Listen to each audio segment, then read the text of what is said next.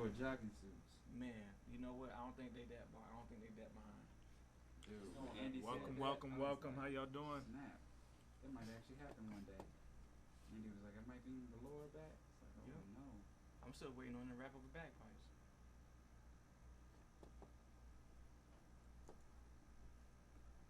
No, I'll take that back. I've seen Velour feel-out jumpsuits down there.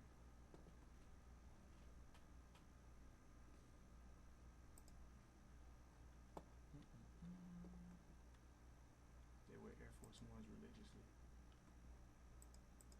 You said you're from Columbus? Columbus, Georgia. How far is that from here? It's like an hour and a half. Hour and a half. It's not that bad. I mean, we have a lot of. It's like 500,000 people that live there because of the military base. You just press mute. Yeah, I thought about that. After I handed it to you. I gotta turn the color back up.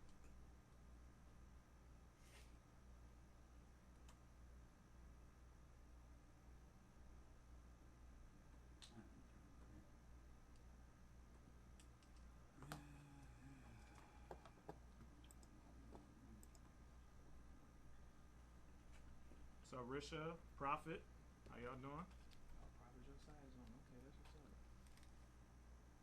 Hey, what is our? Fano. Are we on? What is our involvement right now with light work? We're pushing it. Pushing. You got a flyer? I got it. Yeah. Okay. I just wanted to make sure, like I say, we sponsoring it too.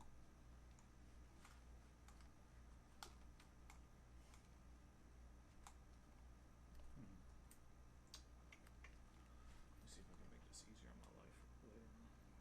Which one's the left one? There we go.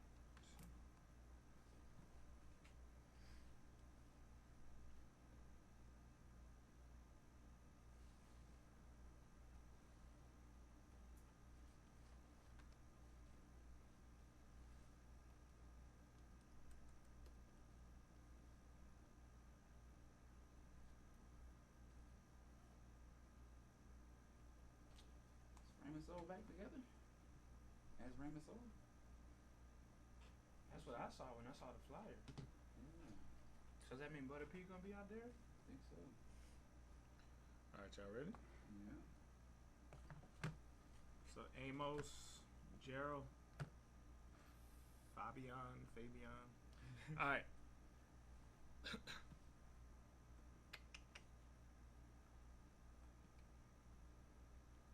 All right, we got no intro today, so Florida's in the building.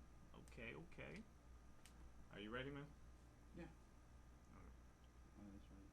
There's no intro, so you have to fake that part. Yeah.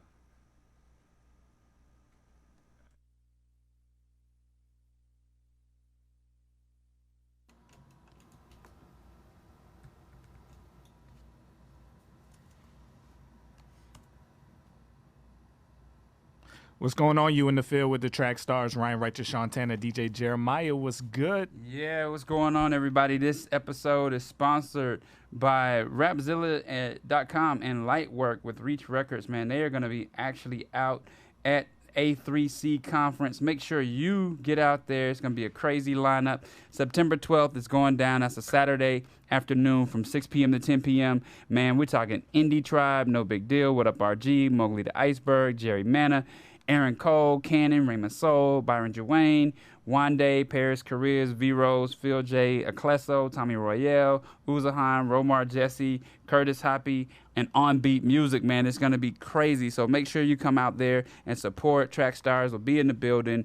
I can't wait, man. You excited about that, Sean? Yeah, man, it sounds like a really, really cool event.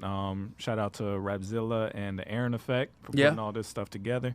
It sounds like it's going to be good. Yeah, man. A3C conference is really huge. They have a lot of great showcases that week, but they also have some great keynote speakers. So if you're thinking about going to the whole conference, it's going to be October 8th through the 12th. Make sure you're in the building, all right?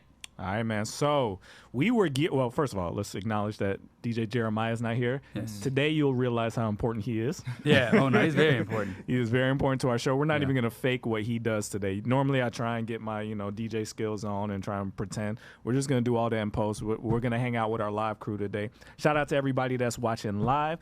We were coming in here geared up to talk about this Kanye album that was supposed to come out, Jesus is King or whatever it's called. Yeah, but yeah. it didn't. I heard there was some event last night. Mm-hmm. Probably they got like a leak of it. And something kind of shot up on my radar. And I think we were prepared to talk about this album one way, but it may not be the way we thought. Now, there's a song that I saw on the new, I think Kim Kardashian tweeted out Yeah. a new track list. Yeah. And there was a song on there that I've actually heard before. And it isn't as Sunday service as what I was expecting from this You album. think it's the remix? I don't know. I didn't have enough time to go back and listen to it again because this is a song I heard a while ago. But I think it has what's her face? Nicki Minaj on it. And I don't remember it being very like what I would have expected from this. Yeah. All right. This sounds like what he's releasing is a normal Kanye album. Are you prepared for this to be a switcheroo? Because I think you were very excited about this being a gospel album, like straight up gospel. Yeah, I was, man. Honestly, and I hope that it still is. I hope that it's just one of those things where we don't necessarily know what he's got planned. But I really hope this is not a blasphemous album. I really hope it's not. Yeah, I think same thing here. And we got Dezzy in the building with us. How you doing, man? I'm doing very well today, man. Appreciate you guys having Yeah, me. man. Thanks for hanging out. All right, so you'll learn more about him as we go. But what do you think about it? Have you heard about this Kanye thing that was supposed to come out yesterday? I've heard about it. Yeah, it's actually yesterday was my birthday, so I was kind of happy birthday. Happy appreciate it. So I was like looking forward to that after I got off work.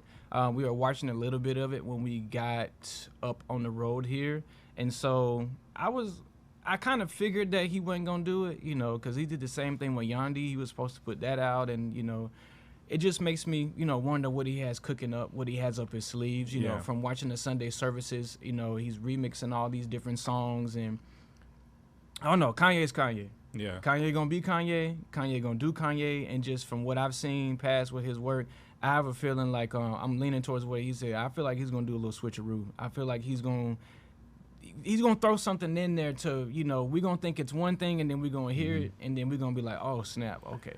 So you a big Kanye fan? Man, dude, like I was telling Kev, I used to worship Kanye before I got saved. wow. Literally, like I idolized him. Like I tried to dress like him. So I've studied his work. I've listened to him, and I think my beautiful, dark, and twisted fantasies when I fell off, and that was around the time I got saved. I did not listen to Yeezus. Okay. I thought it was you trash. didn't miss anything. No, it was Yeah. trash. And so, but ever since then, I've been kind of watching him, seeing what he's doing. The believer and hopeful in me. Yeah. You know, I never want to write anybody off because I've been written off before. Yeah. But then also, I'm like, dang, man, like, if Kanye does it this way, what is this going to lead other people to do? Mm-hmm. And then is this going to give permission for other people to do the same? And then how is it going to affect potential believers, Yeah. new believers? And is it going to change the way we view, I guess you could say, Christian hip-hop, Christian rap, gospel music? And it just makes me wonder. It makes me itch because I'm like, I want to hear it, but then at the same time, I don't want to hear it because, Yeah. you know, Mm. how much of an influence is it? How much of an impact is it going to do? Yeah, I was a big Kanye fan. It was one of the first things me and my wife connected on, actually, because we were both Kanye fans. But recently, as of a couple albums ago, she stopped listening altogether. Oh yeah, that makes sense. Yeah. I didn't, but makes she did. She did. Yeah. And the one thing that the song, and I don't know if you guys may know more about this, but the song that's giving me pause that this is not what we thought it was. First of all, the first track list that Kim tweeted sounded like a straight up like benediction, like sermon outline. Yeah. This one has a song on it called New Body. I am pretty sure I've heard that song New Body, and I'm pretty sure it's not a Christian song. So that's what's giving me pause. If anybody knows what I'm talking about, please confirm. But if this song, so let me just tell you the track list as it is of now, right? Up from the Ashes, Follow God, On God, Water, Sunday, LA Monster, New Body, Use This Gospel, Hands On, Selah. I don't know. Yeah, the first track list was definitely different. It was The really first track different. It list different. was Garden, Selah, God is Good, Baptized, Sierra Cannon, Hands On, Wake the Dead, Water, Through the Valley, Sundown, and Sweet Jesus. Is it possible? Sunday. Because I was thinking about this yesterday. Because if you've seen the response to Kanye's Sunday services, it's like people are going there in droves. Like this is like a revival he's causing, right? Now, what is their what are people's motivation from being there? Is it really because they want God, or they want to get close to Kanye and kind of hear dope music? I heard this. I was talking to someone who is very close to a lot of these celebrities, even Kanye, and he was telling me about when Eminem went to church, right? He went to church for the first time because he was broken. He was dealing with drug and depression. Ooh. Eminem. Really? Yeah. And he said what happened was Eminem got to the church and everybody asked for autographs. And the whole time he was trying to like pray and get through the sermon, people were just like, like tapping him on the shoulder. Yeah. And he said that ruined church for him and he never went back. So I would imagine this is kind of like the Mace situation where I know a lot of people went to church just for Mace. Yeah. Right. But I think you raised a good question. How do idols find Jesus? If you are yourself an idol, you said you worship Kanye. Yep. How do idols find Jesus? That's weeding out who's not. That's weeding out the church, right? It is. We have celebrities at my church, right? We have what's his name? Micah Stampley is a member of my church. A couple other gospel artists, as well as we've had Tyler Perry come a couple of Sundays. It was like the pastor said, "Oh, hey, Mr. Perry, look over, look back at the pastor," right? Because you have to be at that place where in your spiritual walk, you're not worshiping anybody but Jesus, right? You're not looking at anybody with those eyes of man, oh, this is great.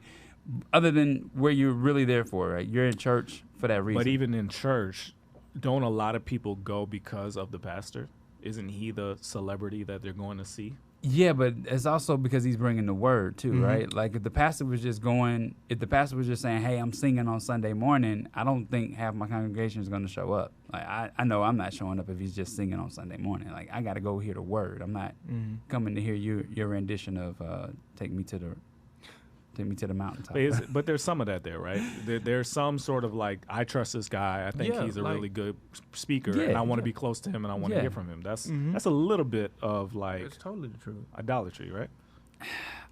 I don't know. I don't know honestly, because the other question is, if you're not at church service, what are you doing if you're getting your word? Like, are you going to look in your word yourself? And if you are, how long are you going to stay in it? What are you actually getting from it? Are you studying? Is it fresh for you? So there's a lot of, I think about a lot of things when I get my family up for church on Sunday morning. But are we making idols out of these people? Yeah, that's good for us to be there and hear the word in that way. I mean, that's part of, you're supposed to not forsake gathering together with other believers.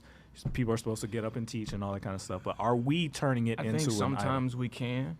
Scripture that came to mind is where like it's not about Paul, it's not about Barnabas, it's not about who waters the seed, it's not about who grows the seed. You know, we can't get focused on who delivers the message. And it can be intoxicating. I know that there are times I've heard of people saying, like, if so-and-so's not preaching, I'm not going to church. You know, and the Holy Spirit is the Holy Spirit. He's going to move. It doesn't matter who's delivering the word. But like you said, sometimes we can... It really depends. You know, in my earlier walk, I felt like it had to come from this specific vein. It had to come from this specific way. Yeah. But then when I realized, like, it comes from the Holy Spirit, and it doesn't matter, you know, whether it be somebody who's been preaching for 30 years or somebody who's preaching. If the Holy Spirit wishes to move through, or however he's going to move, there's been times when my pastors left church, and then we had a guest speaker, and I wasn't going to go, but I went anyway because I'm like, okay. And then I go and I get rocked that morning because I realize, like, I'm here for the word. It's not about the pastor. And I see where it's going to issue with Kanye and like these idols and things like that is I would say it depends on like the congregation and the way you've been trained. Like if you're in a church where you do have high profile people that come through, even if they're just local celebrities, when I'm at church, I realize that we're all there to worship. Yeah, we're not there. It doesn't matter who's in the building. You know, we've had local celebrities come in our church. Yeah, and we just look and like, okay, that person's here. Well, I think I'll confess to something. We were looking for a church when we left our last church, and I talk a lot about our old church and some of the problems we encountered there. And I do think our old pastor became an idol for a lot of people, right? And when we were hopping around looking for churches, we stumbled upon a church my wife found, and I won't say the name because I don't want people flocking for the same reason.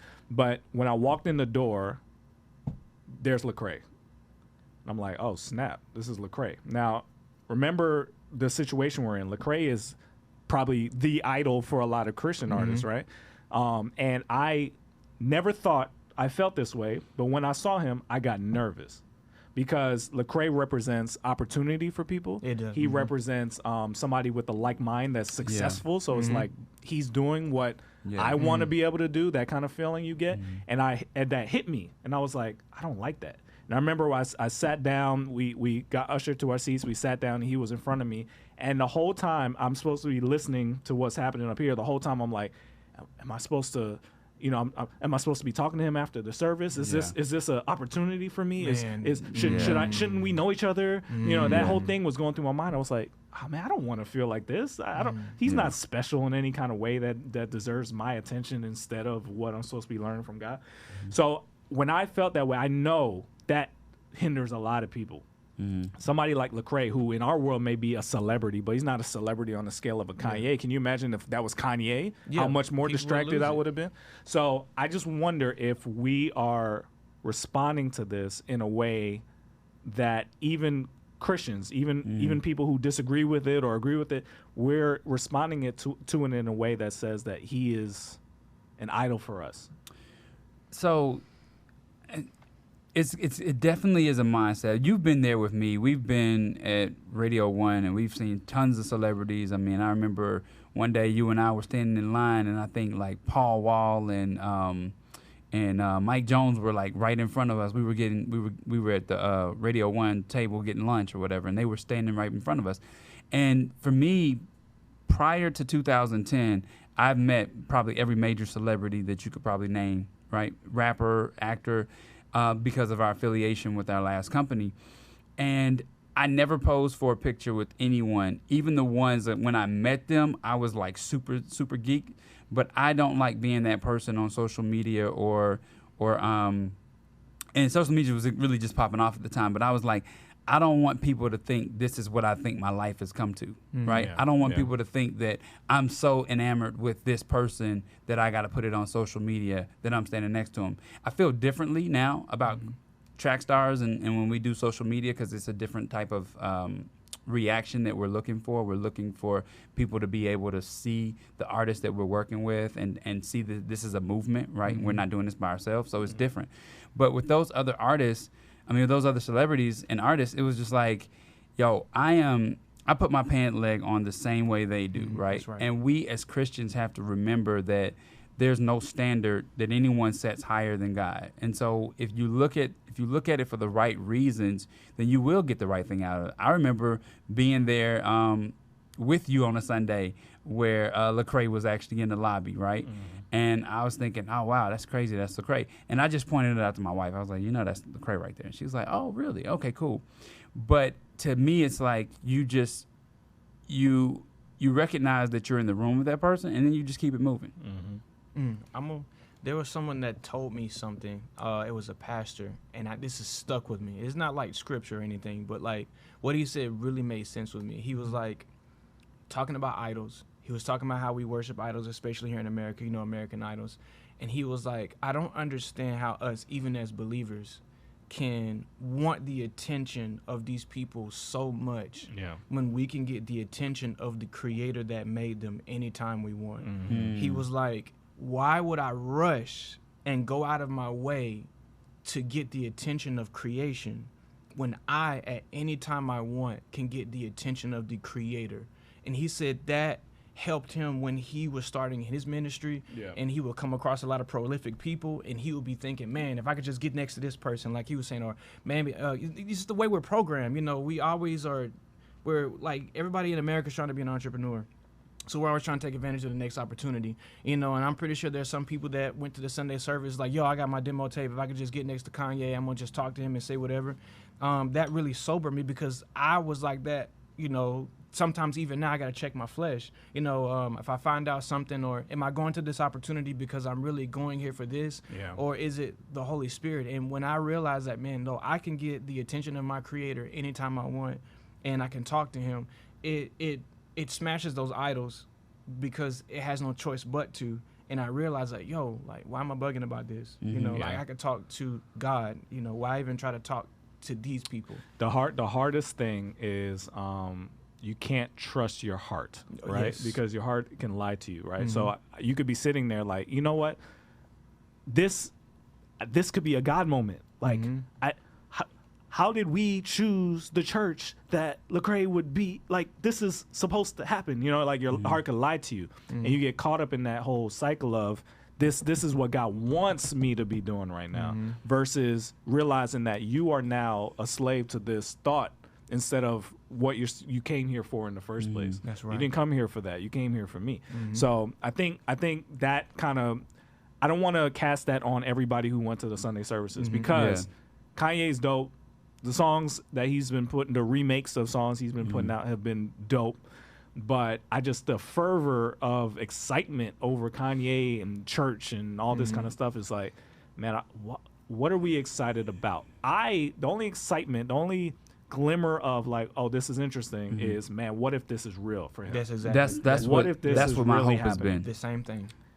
I don't care how good the music sounds. I don't care about any of that stuff. Yeah. The only glimmer of hope is, man, what if the Holy Spirit is doing something with this guy? Yeah. That would be super exciting. Yeah. Not because he's more special than anybody else, Yeah. but because of his talent, I've actually followed him for a long time. And that would be an interesting end to that story. You know what I mean? So, I'm not a Kanye fan like that. I'm not a fan of hip hop, like mainstream period. And so anymore. Right. And so for me, I could go and just hear what his service has to say, but I probably wouldn't even go. I probably would just stream it, because I probably would be disgusted by what I'm seeing other people do. Like the whole Mace situation, I talked to a lot of people who had joined Mace Church, and they were just like in awe. And I used to be like, yo, be careful with that, right? Like, don't just go because he's Mace.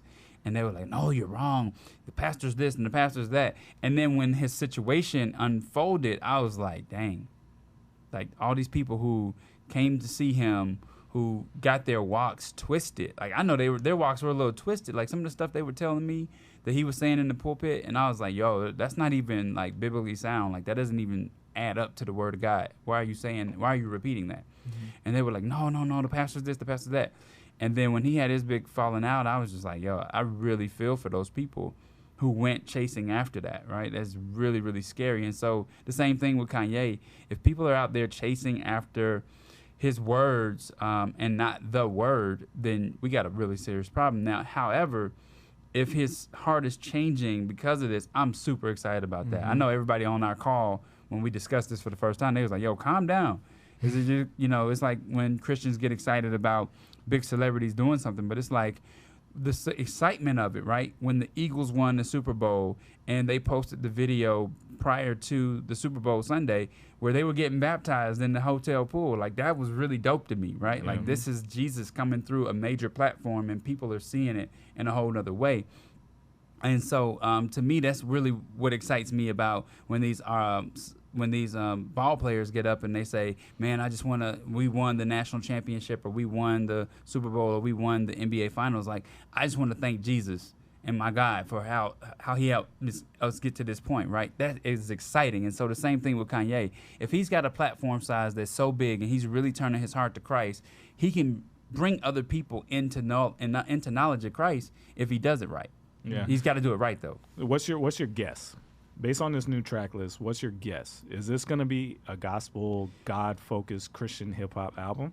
Or is this going to be a normal Kanye album? I just read something and it scared me, right? It was like, I said, ooh, so the album's dropping tomorrow. Oh, it is? Dropping on the 29th, yeah. Okay. Yeah, dropping on the 29th. But they said, hey, guys, they put out on Sunday. Yeah, they put out an official tweet or whatever saying, hey, we wanted to change out some mixing and mastering and tweak it and get it right. So I was like, okay, did he let people hear this? And people are now changing his influence and saying, you got to put this in there? That's what I was worried about. Okay, Yeah. That's where I was going.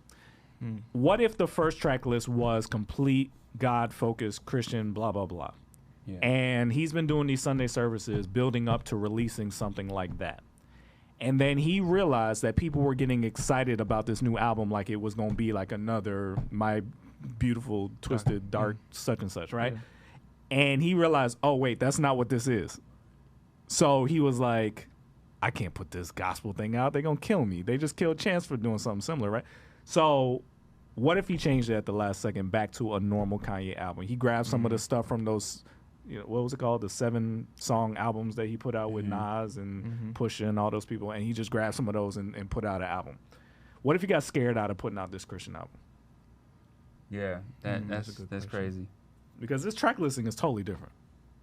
So let me read this real quick. I don't know if it has any merit with what's going on. It says most of the Jesus is King's tracks previously seen on the original track list have been cut from the new listing.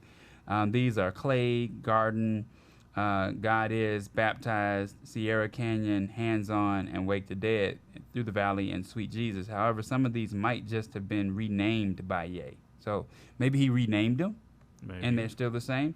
But based on Kim's August 29 tweet, which shows scribblings on the yellow pad of the paper, Kanye fans speculate that Breastplate of Right, as well as Kingdom Strength, Lion, Glory, and Fire could be titles that didn't make the cut. So I don't know. Has anybody else heard the song New Body? I don't want to play it because I don't remember the content, but I swear that is not. That could be the linchpin right there, that this is not what we think it was. I'm about to look it up on Lyric Genius. So, I again, at the end of the day, I hope people aren't getting sucked in, because this is a great way. And I'm not in the business of judging people's motives, intentions, and all this kind of stuff. But the one thing I worry about with all this stuff that we're doing, all the progress Christian hip hop has made, and all this kind of stuff, it's very easy to suck people into stuff when you say God and Jesus is doing something with my life. Because people want that to happen. Exactly. So if he's been doing all this stuff and he teases that he's going to be putting out this Christian album and he doesn't, all the people who got excited and all this Sunday service stuff are going to get sucked into something that it wasn't what that he said it was. Oh, yeah. Nobody I remember one of the first people that told me about Chance the Rapper was my aunt. She was like, have you heard of this new Christian rapper, Chance the Rapper? I was like, oh, okay. Okay, that's, well, I kind of, you know. So it's really dangerous because a lot of church people can be lured into listening to stuff that they didn't expect to be so absorbing. So I would say for the people who are making this transition between making what they used to make and flirting with the idea of making godly stuff, it's a huge responsibility. It is. Everybody who is out here calling themselves a Christian rapper and I'm making godly music and I'm a godly this or I'm a godly that, it is a huge responsibility to make sure that you're not leading people astray. You are now, I believe in God's eyes, a minister. That's what we were just talking about before we got here. You are now a minister, and the warnings against ministers who lead people astray are scary. It's crazy. Yeah. They're scary. So there's no judgment to anybody who's going through this transition, but just know that the weight of what you're doing is heavy. It is. It's really, really heavy. It's really heavy. New Body is a problem. It came out in July of 2019. Yeah. It is very, very You saw the lyrics? un-Christ-like, yes. Okay. So Okay. if that's what we got going on, y'all, That's what I we was in trouble afraid of. again. That's what I was afraid of. But let me see. It looks like maybe the he remixed track it. list. The track list doesn't spell it the same. So maybe Maybe he means new body, like, you know, your resurrection body yeah, when new body. when we go to heaven. You see Maybe how maybe he changed it. Maybe he switched it up. I hope so. All I could do is hope, but that's just a bad sign for me. So just get ready. If you're a Christian, you were like super excited. Oh, this Kanye joint is gonna be so. It's maybe just another. It's right after Jesus, LA Monster you know? too, so it makes me wonder. Like, It could be different. It's Wow. spelled differently on his hotel bed sheet than it is on his Lyric Genius, whatever. Okay. So We'll see. Well, if it comes out tomorrow, we'll break it down next week and do a dissect on it. But carefully. it's interesting. This is all interesting. We'll see. I wish I could have seen a stream of what he did yesterday at that event in Detroit. It's just interesting. I think just be neutral on this. If you were excited, because I think you were saying you were excited because you thought this was going to be like this Christian thing. I think everybody was excited to see what a Kanye fully Christian album would sound like, but I don't know. I don't know if we're getting that. Anyway, let's get back into it. You in the field with the track stars, Ryan Wright, Shantana, DJ Jeremiah. Let's go. we watched a little bit of it before we got This it. is super weird without the music. Yeah, it is. This is super weird. Yeah, I think even though we thought that was a good idea, it's not going to be a good idea. But what I'm trying to do, Well, it may have been easier if I was playing an instrumental, so I'm trying to find one. I think the instrumental would make it feel a little more natural. But yeah, Jeremiah is But I also think it super might important be to the show. a little wonder if YouTube can tell us if it's a little slow, like just hearing us talk. Yeah, but that's what I'm saying. The music might help. With no Alright, let's just try this. Troy, how are you? We got you up for this next one. We need your help. What? Yeah, we need your help. Next topic. Not right now, but I'll let you know. Okay. You know, a woman's perspective on it. Okay. Are you cool with that? I could get like a 2-minute heads up. Sure. Like an explanation. Sure. I'll show you the article. Okay.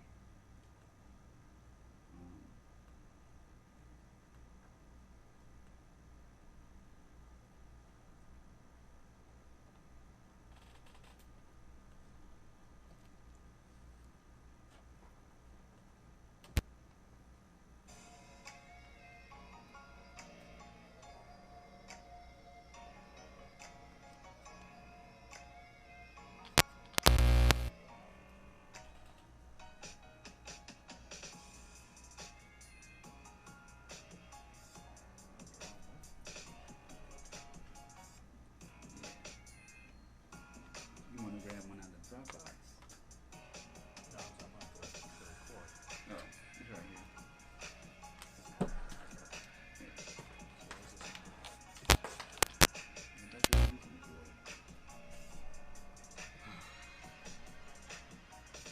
Is YouTube just like watching us do nothing? Oh yeah, sorry, we're trying to make up for Jeremiah here. Hang tight.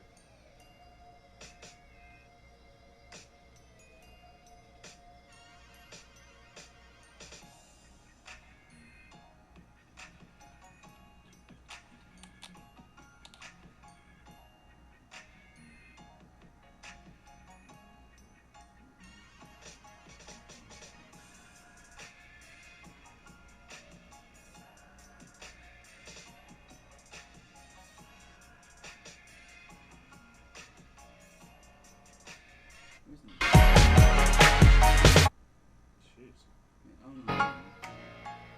There we go. I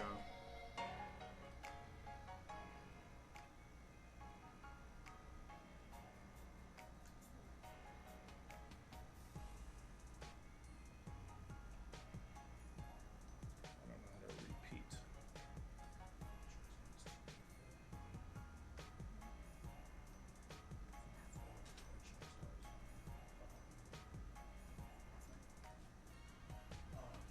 Yeah. Ryan Sean 2, lowercase. All right. Can y'all hear that music? All right. So what's the next one? So, entertainment report. Oh, you have it. You want to bust it in real quick? Hmm? You ready for it? Give me 1 second. Do I have the entertainment report music? Nah, I'll add it in there.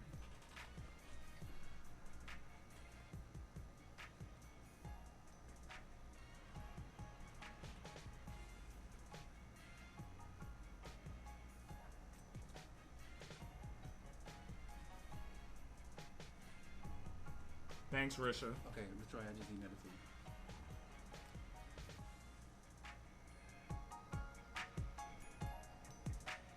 How about that? The music bed? Huh? You want to use this one? It don't matter. I'm just trying to make sure the music is coming through for them. Because you got one at Dropbox. No. I'm good. Okay.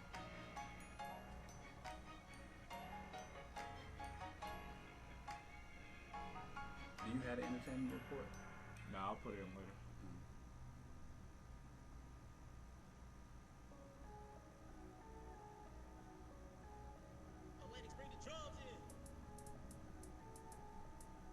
The instrument? The instrument? Okay, that's cool. All right, y'all ready? Mm-hmm. You are. How's the entertainment thing go?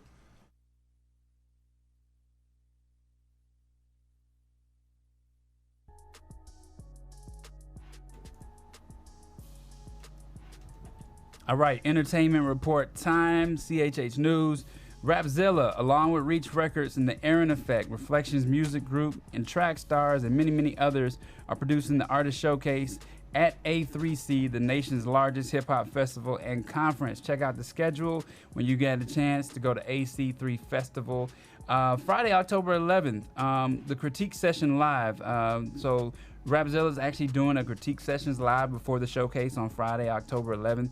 And then on Saturday, again, October 12th from 3 p.m. to 6 p.m. This is great for indies because indies can now actually submit music if they want to be a part of the festival. So now understand that if you submit your music, then they're going to expect for you to be there. So if you're not able to get to Atlanta, it's not an opportunity or a possibility that you'll get there, then don't do the Lightwork Showcase, Indie Showcase review. So Saturday, October 12th, they are going to actually have the show. Tickets are $15 for early bird, $20 at the door. It's going to be awesome, amazing. Like I said, we'll be in the building too, so I hope you get a chance to check that out. Also, in news, the founder and CEO of Relevant Magazine says he's stepping away from the evangelical Christian publication just days after several former staffers raised concerns about the pastor's behavior, which they described as racially insensitive and toxic. Over the last week, I've heard from former members of the Relevant team pointing out long-term intensity that I had sensitivity problems and poor leadership on my part, he wrote. I've heard about patterns of toxic communication that have caused pain for members of my staff.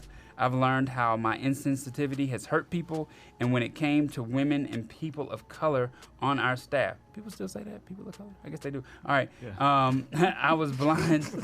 I was just wondering. Colored people. Yeah, colored. I was blind to how some of my statements were especially insensitive and hurtful, he added. I've caused pain to a lot of people, and I'm deeply sorry.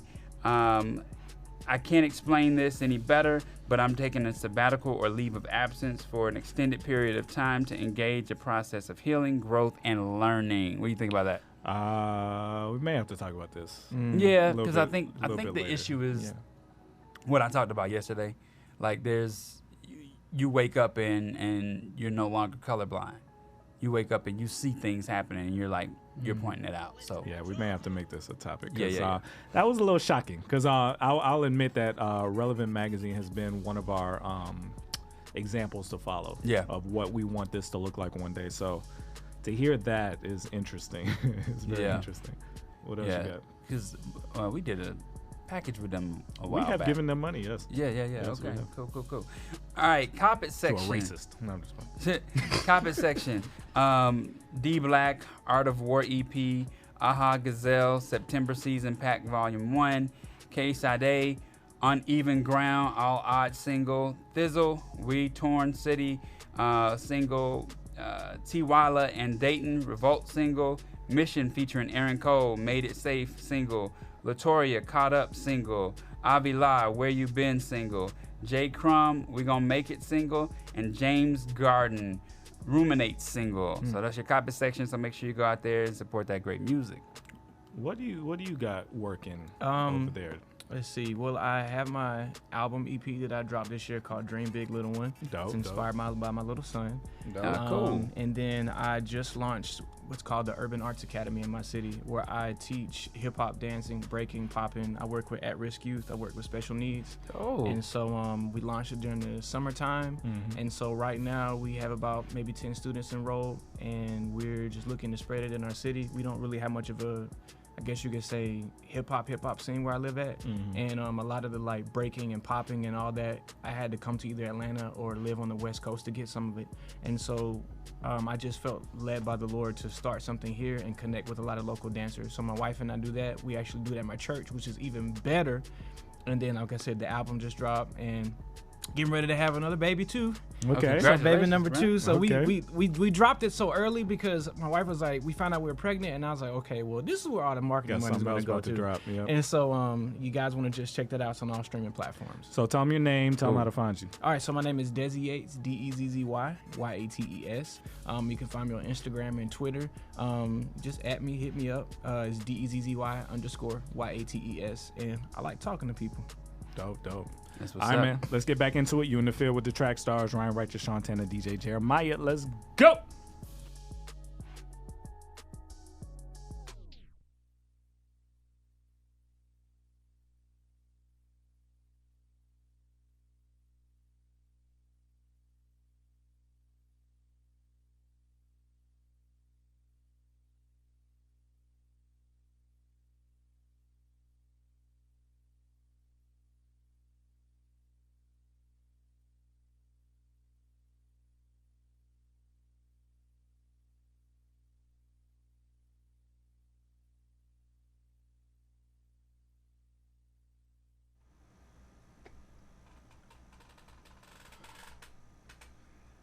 All right.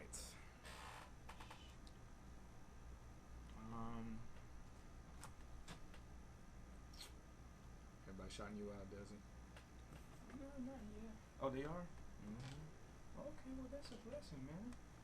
Like I was telling Kev, the only reason I like Jason and Kenny Fresh, they told me about coming up here, and I was kind of hesitant because I was like, well, man, I ain't really no established artist. Nobody know, Everybody man. can hang out, man. And so he was like, man, you should definitely swing by. And so I really do appreciate the opportunity. Like I listen to you guys when I'm at work, like in the morning time when I go and be busting the boxes open and stuff. And so it's always good just to press the podcast and talk about some very interesting things. Oh yeah, appreciate it, man. Y'all had me tickled when y'all was talking about when I think it was it. Y'all was talking about what Cataphone had said, and y'all were just. I was there for that. I had to put the headphones on. I had to put the headphones on because it was getting intense at work. So I had to put my headphones on because I was like, oh, I had nothing to do it with stretched that. across 2 podcasts. I was like, dang, it's intense. This is really dope. I really enjoy what you guys do. So, LaTroy, I see you hiding behind your laptop. Do you not want to join us? I'm trying to catch up, but then I got distracted with the relevance, so I like looked that up too.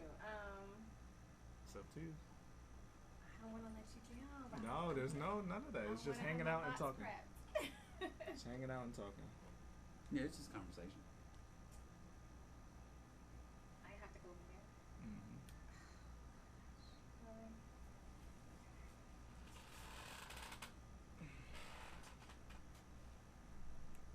All right, y'all ready? you want to talk about it first? Yeah, she's ready.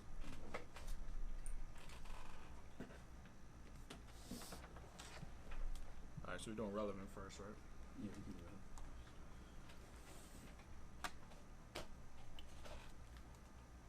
Let's get another one of these fired up.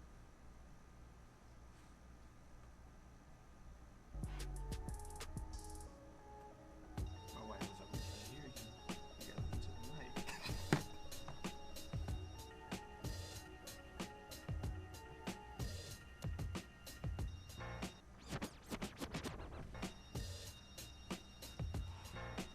All right, y'all ready?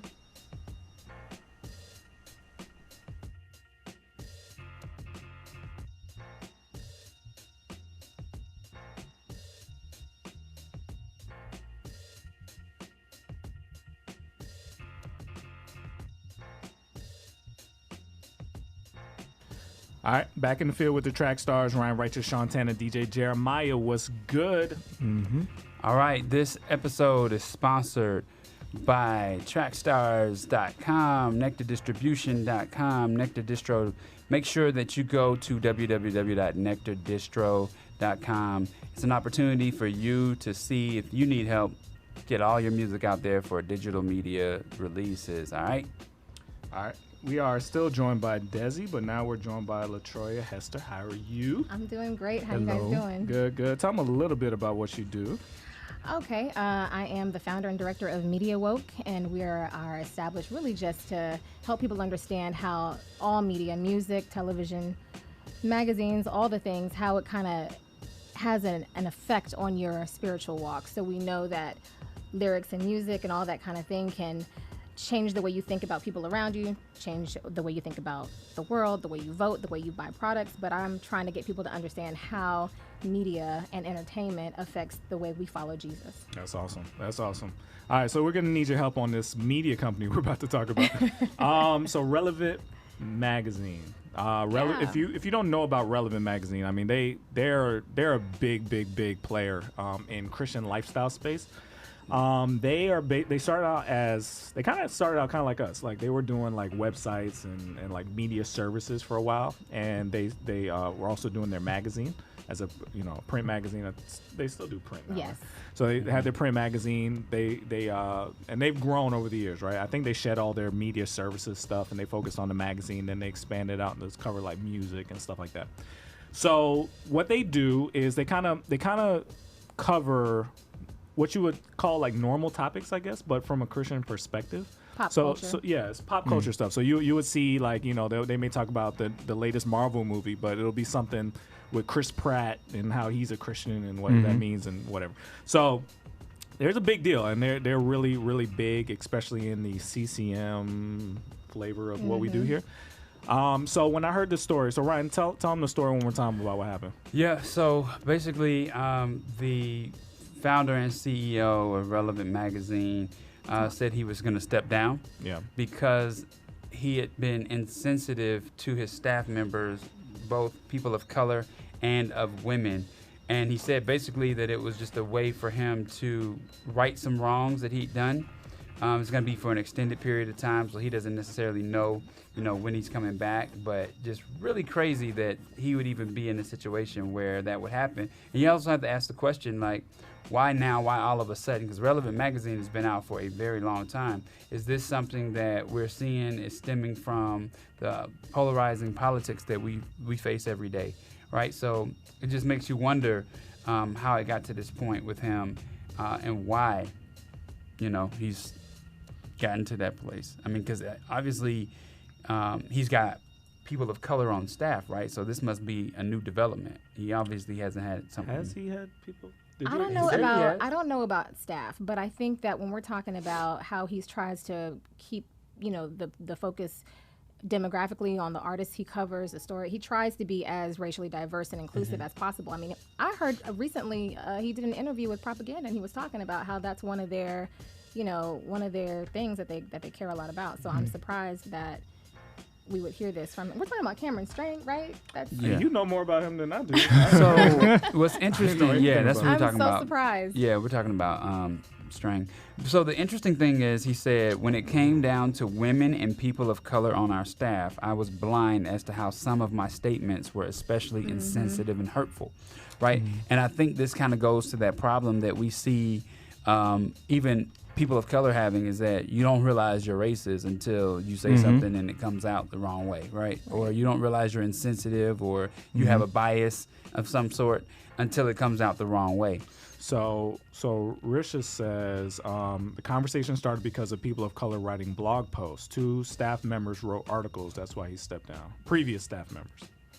So okay. I wonder what the articles they wrote were articles about him or about there's there's the culture. That's crazy. Like he's got an internal whistleblower himself. He's got somebody saying, yeah, so we write for this magazine. It's a media company. You might have heard of it, and they're treating us unfairly. Published. You think they were that vague about it? No, I don't know, but I mean, that's crazy. If they started writing something to talk about the bias that they see maybe in the culture or maybe in the media itself, and he started thinking, maybe they're talking about me, and he questions it. Maybe that's how it happened. Or it could have been that they had written blog posts about issues, and maybe it didn't get published, or maybe it wasn't accepted. That's a good thought, Yeah. Well, okay, that's interesting, because what would you say Relevant Magazine's demo is? It's a predominantly white-focused magazine. Right. It really is. That's their Right. demographic. But to be fair, that demographic is often most likely probably to buy subscriptions. Just saying. Okay, so yes, I've been talking about this a lot recently. Just saying. So there are certain churches in Atlanta that are moving to different areas that I think are motivated more by demo and economics than about. Anyway, the point is, yes, their subscribers are very specific subscribers. So how do they deal with, especially in this political culture, with black writers that want to talk about racism and prejudice and systemic So things? there are a ton of resources. So I have to say that first, because I know that publisher, he's aware of his whiteness. He's talked about the fact that many, no. I mean, he's aware of, you know how some white people are not aware of their whiteness. That's true. Yeah, it's very true. They don't understand privilege. They don't understand those concepts. I've heard him talk about tokenism among black artists and how they may feel when they're tokenized. So he understands these things. But he's also in this space. So he knows about resources like, Be the Bridge, and you guys just have Tasha Moore's on. I mean, so there are resources where he can learn more about how to be a better leader. Sometimes you can see it happening on the outside, but you can't see it happening on the inside. The way you staff people the roles you put people in and the subject matters that you think are the most important, but you don't want to put those on the front page, you know. Oh, this is like a big. Here it This is a big story. I didn't know like HuffPost was covering it. Racial insensitive. Oh, wow. This is interesting. So is this a I don't know these writers. I probably need to find them and ask them to come. But is this a result of Trump being in the office? Is this a commentary on the white evangelical church? And is this like one of the first fallouts that, you know, we're tired of this in the church? I don't want to say that it's directly tied to that, but there's remnants of things happening that could tie it to that, right? Like it's just the way you feel now, and you feel differently when you feel like you got to question your brothers and sisters in Christ or their motives, or I mean, this could be even tied back to, you know, Christians of color who support Black Lives Matter. It's just anything that has a different feel other than what you're used to can be a problem. I remember being in the church that we're in now and them telling me that, you know, they specifically had a police officer and a person from the community come up and do a monologue together right after all those Dallas police officers were shot, right? So ex-cop and young black person in the congregation came up, did a monologue on stage about how much they love and respect each other, and what they don't understand about each other they're willing to learn, right? So I think a lot of this kind of comes into play where we're now getting to the point where we're like, oh, I need to stop and learn what it is that you feel like you've been going through, or what society has put on you that I see is not the norm, but you see it as the norm. And I think we have to have those questions now. And I think that it takes a mature Christian to be able to say, okay, there's some things I don't quite understand. I mean, I saw this on social media where I was just like, I had to stop and get involved. And I normally don't like to get involved on social media, but I had to stop and say, you know what? If your brother in Christ is saying that there's something that he doesn't understand, that you don't understand about him, then your only response to him needs to be, hey, I'm sorry, I'm going to pray for you. And as I pray for myself and ask that God will open me up to what you're feeling so that I can understand what you're going through. Because I'm sure there's things in my life, too, that you might not understand that hurt me. But we just need to be there for each other. We can't keep pointing fingers and saying that this is a race thing. This is interesting. So the people who wrote the blogs and stuff said that they claimed that behind the scenes, Strang was unwilling to support and honor marginalized voices. The CEO publicly fetishized racial justice efforts, but privately catered to the company's white male conservative-leaning base. Whoa! So he was double. So he was outwardly saying, he supported these things, but internally it's the metrics. Like, hey, these are the people who support us and give us money. How do you go against that when your base expects something from you? I don't know if he actually cared about this or not, but how do you go away from where your money comes from? Because if you start putting stuff in there that they don't like, you lose your base. Yeah, but that's also like any pastor faces that too. That's It's a the ministry same, yeah. check. Like if your ministry is more important to you than your money, then you're gonna do what your ministry needs you to do. If your money's more important than your ministry, you're gonna do what your money needs you to do. And so that's the problem that we have with pastors who get asked the question about same-sex marriage, right? Like you gotta go with the right answer, not what people expect you to say in the community. Like that's really hard. It's a lot of pressure. It's a lot of heat on you. It's a lot of pressure. But I mean, again, I want to recognize Chris Broussard, one of our mentors, who had that same platform of people listening and people who, were on the opposite side of his argument, but people listening, and he was there to tell the truth about Christ and what the real word says. So, you just have to take those leaps and bounds, even though it may hurt you. So there was an issue about his temperament. So day to day, you never know what it was going to be like or look like. Some days Cameron was insightful, gregarious, wonderful to work with. Other days Cameron was vengeful, petty, and brutal. So there was more than just the racial part. Well, then, I mean, that says a lot of things, when people deal with things in their lives and we don't necessarily know what they're dealing with.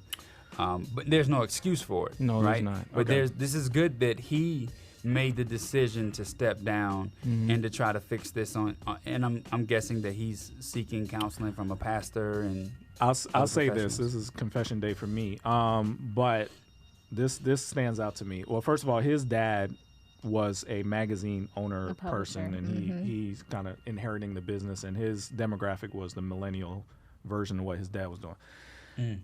When I was moving into leadership early on, my pastor at the time, who will be here in a week or two, he told me that as you pursue this, it's going to be very, very lonely for you. Being a leader is lonely. And I'm starting to see that more and more. I don't identify with the vengeful, petty, whatever, but I do identify with moments, and Ryan knows, where it's like you're really down. You know, like things aren't going the way you thought God laid it out for you to go. Yeah. And you may have moments where you're really up and you're really down. Now, if it ever turns into petty, vengeful, whatever, it's time to take a moment away and go seek some counseling. Yeah. But there are moments, especially when you're seen as the leader of a Christian thing. It's really difficult. Yeah. It's difficult because, first of all, I'm sure it's a little easier for him, but Christians don't spend money on things, right? Christians expect things to be free. They expect things to be out of the goodness of your heart. So this is a lot easier for him because his base of people without money is bigger, so eventually they have money, right? But I can imagine if the business wasn't going well at some certain points in his career, that could be really, really stressful, right? Because I guarantee if he took the same model and he made a normal magazine, he would have probably been more successful. Also, the magazine industry is not doing very well, right? It's going down. So I'm sure there's a lot of pressures to what should we change this into? Should this just be an online magazine? Like, there's a lot of things he's probably worried about. And if it's manifesting itself as vengeful, petty, and brutal, and your staff is starting to experience that with you, that's not a good thing. I would ask everybody who helps with Trackstarz, please let me know before you cast me out of this thing if something's wrong, because like that's really bad if he got to that place. It was really bad. To where like he started this a long time ago. That's It bad. had to be. And to be kicked out of your own thing is probably one of the most painful things It is. anybody can experience. And that's the thing too. Like, you know, it happens all the time in regular business. They move away from the CEO. You know, the CEO, like with Papa John's. Yeah. You know, I was gonna say Steve I Jobs. was gonna say Steve Jobs too. Yeah. I was gonna say wasn't Papa John's, wasn't the owner the owner of Papa John's, wasn't that a family-owned business before he became CEO? I thought he said my grandfather started this business and we da-da-da-da. But to be put down for something like that is really scary, especially when you're voted out by your board and you're like, wait a minute, I put this board together. Right. Yeah. Right. I think about that all the time with Trackstarz. I always say, man, I always want us to make sure that, you know, someone in our company, if we ever go public, can control majority shares. That's what Kathy Hughes has to deal with Urban One, Radio One, TV One. She has to keep the majority shares so that no one votes her son out as CEO. Right. But I also think the lesson is none of this is really yours. Yeah. Oh yeah, that's right. true. Yeah, Very true. That's a we huge started lesson. Trackstarz, but it doesn't belong to you. Right? Yeah. And that's hard because it feels like it does, right? Yeah. But ultimately, if this is God's thing, it's God's thing. And if you're not going to be a part of it, then you're not going to be a part of it. What eventually I think he'll get to, hopefully, if he really is a Christian, I would hope so, is that if Relevant goes on without him, I hope he thinks it's going to be successful, hopes it's going to be successful. Wishes it well. Yeah. So I don't know. He's probably in a bad place right now, so I would pray for him at this point. Yeah, for He sure. could be. I was listening to his recent podcast, and he was just talking about some things he had been going through spiritually, like over the years, having lost a child, having tried for many years to have a child and couldn't. And he talked about his divorce, and he was very vulnerable and honest about where he was spiritually, not really trusting God to take on his, like, to pray to him for anything. And so I think what you have is a very talented visionary, and sometimes when you have a visionary, they can get extreme, like the Steve Jobs characters. But I think once he centers himself in Christ and just tries to be girded up by the Holy Spirit, he'll come back. I want to see him come back around. There's a lot of resources. White dude, he can get help. So does that mean come back around with Relevant or come back around with something brand new? I would say I it would just hope depends. Yeah, for Relevant. I think it's very mature that he did step down. You know, it shows that, you know, hey, I jacked up. You know, even if it were the whistleblowers that caused everything to happen, there's restoration. I mean, I would hope that he would come back and then he was able to see everything through a new lens, and then that's a powerful testimony. I mean, It would be. it's very, very, very, very powerful. And even if he doesn't come back to Relevant Magazine, you know, I believe the Lord can use him to do something. You know, it's just a matter of what God has in plan and what God has in store for him. So you guys are believing that he really feels this way, and this is not just pressure. I kind of think he got kicked out. You You know, I think he yeah. got checked. Yeah. So do you think any of this is actually landing on him? That hey, I was inappropriate. I was being racist. Yeah, I mean, I think a lot of this probably is what LaTroya just read is that, you know, he dealt with, he's grieving. You know, he's grieving the loss of a child. And this He's could be grieving in the past, though. I don't know It may how have been a while ago. Right, but those things kind of have a way of coming back When you don't around, deal with right? them. Especially you get to the point where middle of your life you start thinking, what am I really here for? What is my purpose? What is this vision I'm doing? And then maybe the anger just kind of sets in and it settles, right? So I do think that there's a possibility that he comes back, right? Especially there's always a possibility when you sit yourself down, right? There's always a possibility to come back to that.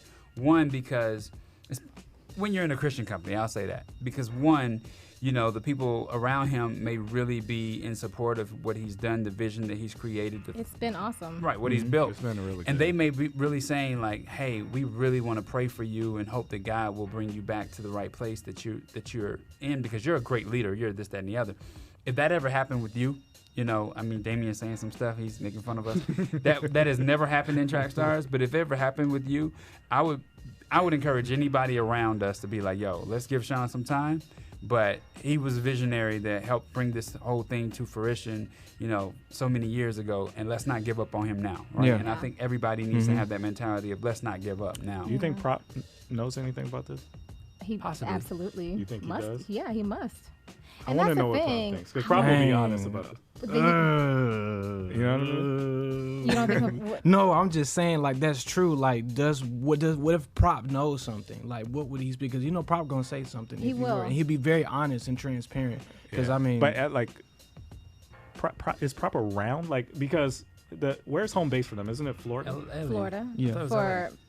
for relevant. For Relevant, like their headquarters I is think in that's Florida, Florida. right? Oh, And really? so is he around? Like, I wonder if this is the people who are around that feel this, or I is it think everybody? I think it has to. I think it's probably the people who are around. I think whenever someone is accused of not being careless with their words and not being sensitive, it's because they don't have real relationships with people of color or women in that context. That's true. You know. Yeah. And Oh, so wow. yeah. So I would say some of this stuff for him, he may not have realized. I'm sure he did not know this was coming, right? I'm Right. sure he didn't think that his racism or whatever. I don't No. even know if he knew he was this way. Now that I read what Risha just wrote, he knew. He was. He knew. She said he's a poor leader. Wow. And heart change is definitely needed. You got to read through what was said. So this is I wouldn't intentional. want him This- as my boss. This is Dang. like a bad guy. Yeah, it's my Dang, bad. cuz. Oh, that's disappointing. dang, cuz. Disappointing. Yeah. Dang, So cuz. if this is a We're trying to- you know my opinion Tried. on we try. but my opinion on the Cruise of the Dang, world, right? cuz. Yeah. Like my opinion, if it's that, it's Yeah. gonna change. I'm gonna change my whole tone. Right? Dog. If it's that kind of dude, this is a whole different conversation. So Yeah. when them like I'm here on the front line and then behind the scenes, you like, ooh. If this is a bad I person, think we're noticing that this could definitely be part of the political fight that we're in right now. It's a spiritual fight. Because all you gotta do is say one thing that lines up with inhumane thought, And but you remain your Christian banner, and you got a problem. You got a serious problem. it's tough stuff. There's a heart check needed. I would just say for every I've been in this world for a long time, so I know these people, so I'm trying to like be fair. But like if you are a white evangelical leader or pastor or whatever, right? Just know that even if you personally haven't been approached with these concerns have been mentioned about you. I'm talking about everybody. Yeah. Because when you walk into certain spaces and you look around and everybody looks the same, it may seem like everything is fine and safe, but there are people who look around and say, something ain't right here. That's right? it's totally Yeah. the truth. So this may come up at some point in the future. So I would suggest that make it a priority yourself. Don't let somebody else make it a priority for you. And I feel I've talked to some leaders that are really, really big, and they have this concern, but it's not, I would say, a priority. So I would say this is the time, if you don't identify yourself as part of the problem of racism in the church, you need to really, really, really jump on this and make sure you're part of the solution, because this is going to come. The church is going to have to pay for this racism that is obvious. And I've grown up in what you would call white evangelical church. Yeah. This is my family I'm talking about. But it is a problem, and you can't just hide in the corner and wait for it to go away. This, I believe, the political climate we're in right now is for a reason, and it's your opportunity to fix this. This has been a problem for a long, long time. So take your chance now, or you will be called out in the future.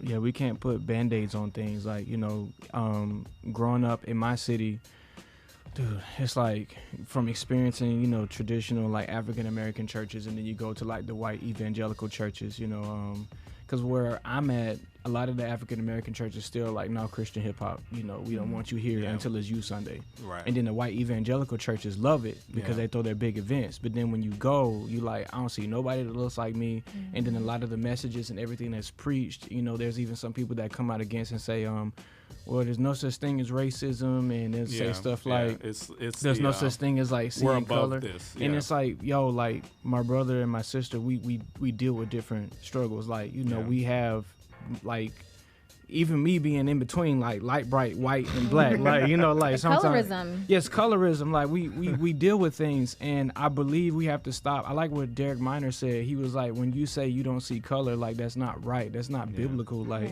you have to see color. That hurts too. It hurts worse because then you're like, okay, so you're not acknowledging my blackness or my black and whiteness or my my the fact that my life is hard. Like and I'm paying for stuff that happened a long time before I existed. Or even the things I'm proud of. I would like for you to acknowledge the beauty that is. Yeah, they were like, I know there's some churches that'll try to say like that's like a demon or something, and like that black people are suffering from demonic all this and like celebrating black culture. I'm like, yo, like you don't even understand where we coming from. You don't understand the struggles that we dealing with, and it's like for you to love me and understand and get into my shoes and really see the battles and the things that we face. Like what really opened my eyes, because I used to live on like the predominantly black side of town. We moved to the white side of town. Yeah. When I went to the white side of town, I was scared. Because I had been around black people my whole life. Even though I'm half white and I got like white people in my family, I didn't really see them as white people. That just was like they live in they eat like moon pies and RC cola up there in North Georgia. Like that's them. But like going to a whole I'm serious, bro. Like we go up there to like a predominantly white school, and I'm like, yo, they don't dress like me. And the conversations we have are two different things. Like, they getting Mustangs and Chevys and all kind of stuff for their 16th birthday. We lucky enough to get a hoopty. Yeah. And then the past and the career directions that we're going. And even when the pastors were talking to these kids, the message we getting over here on the south side of town is we trying to survive. And God is with us and he's behind us. Right. And then we get over here and then they telling us that we're damned if we believe that God wants to increase us and it's all about this and that. And I'm like, bro, like, you don't understand. Like, it's people I know, even working at-risk youth, like these kids, they see white Jesus. And they feel like in order for me to be successful, I got to be white. Because being African American in church is just a matter of me. It's a lot to it, and I know a lot of pastors and leaders that this does matter to them. So I would just it's got to matter more, and even at the risk of your base. That's the hardest part. That's why I asked that at the beginning. Yeah. If you know your income comes from this set of people, and this set of people will be angry at you for entertaining this other side of the argument. Yeah. it has to be more important to you than that, even if it ruins the thing you made, right? Yeah. It's the truth. And that's hard to deal with. Yeah, I just would have to remind people that Jesus is always on the side of the oppressed. Mm-hmm. So you can always look around and see Who's the oppressed yeah, people. Yeah, and we should be sure to be on that side. And what I see churches doing is saying they care about racial reconciliation. They might have one sermon on a Sunday or one training for their staff, and then that's it, so they can That's check it. a box. Yeah. Because it's trendy right now. Social justice is really trendy. But I think that we do have to have a heart check, like you said, and our leaders have to have a heart check and get in real relationship. All right, man, let's get back into it. You in the field with the track stars, Ryan Righteous, Shantana, DJ Jeremiah. Let's go.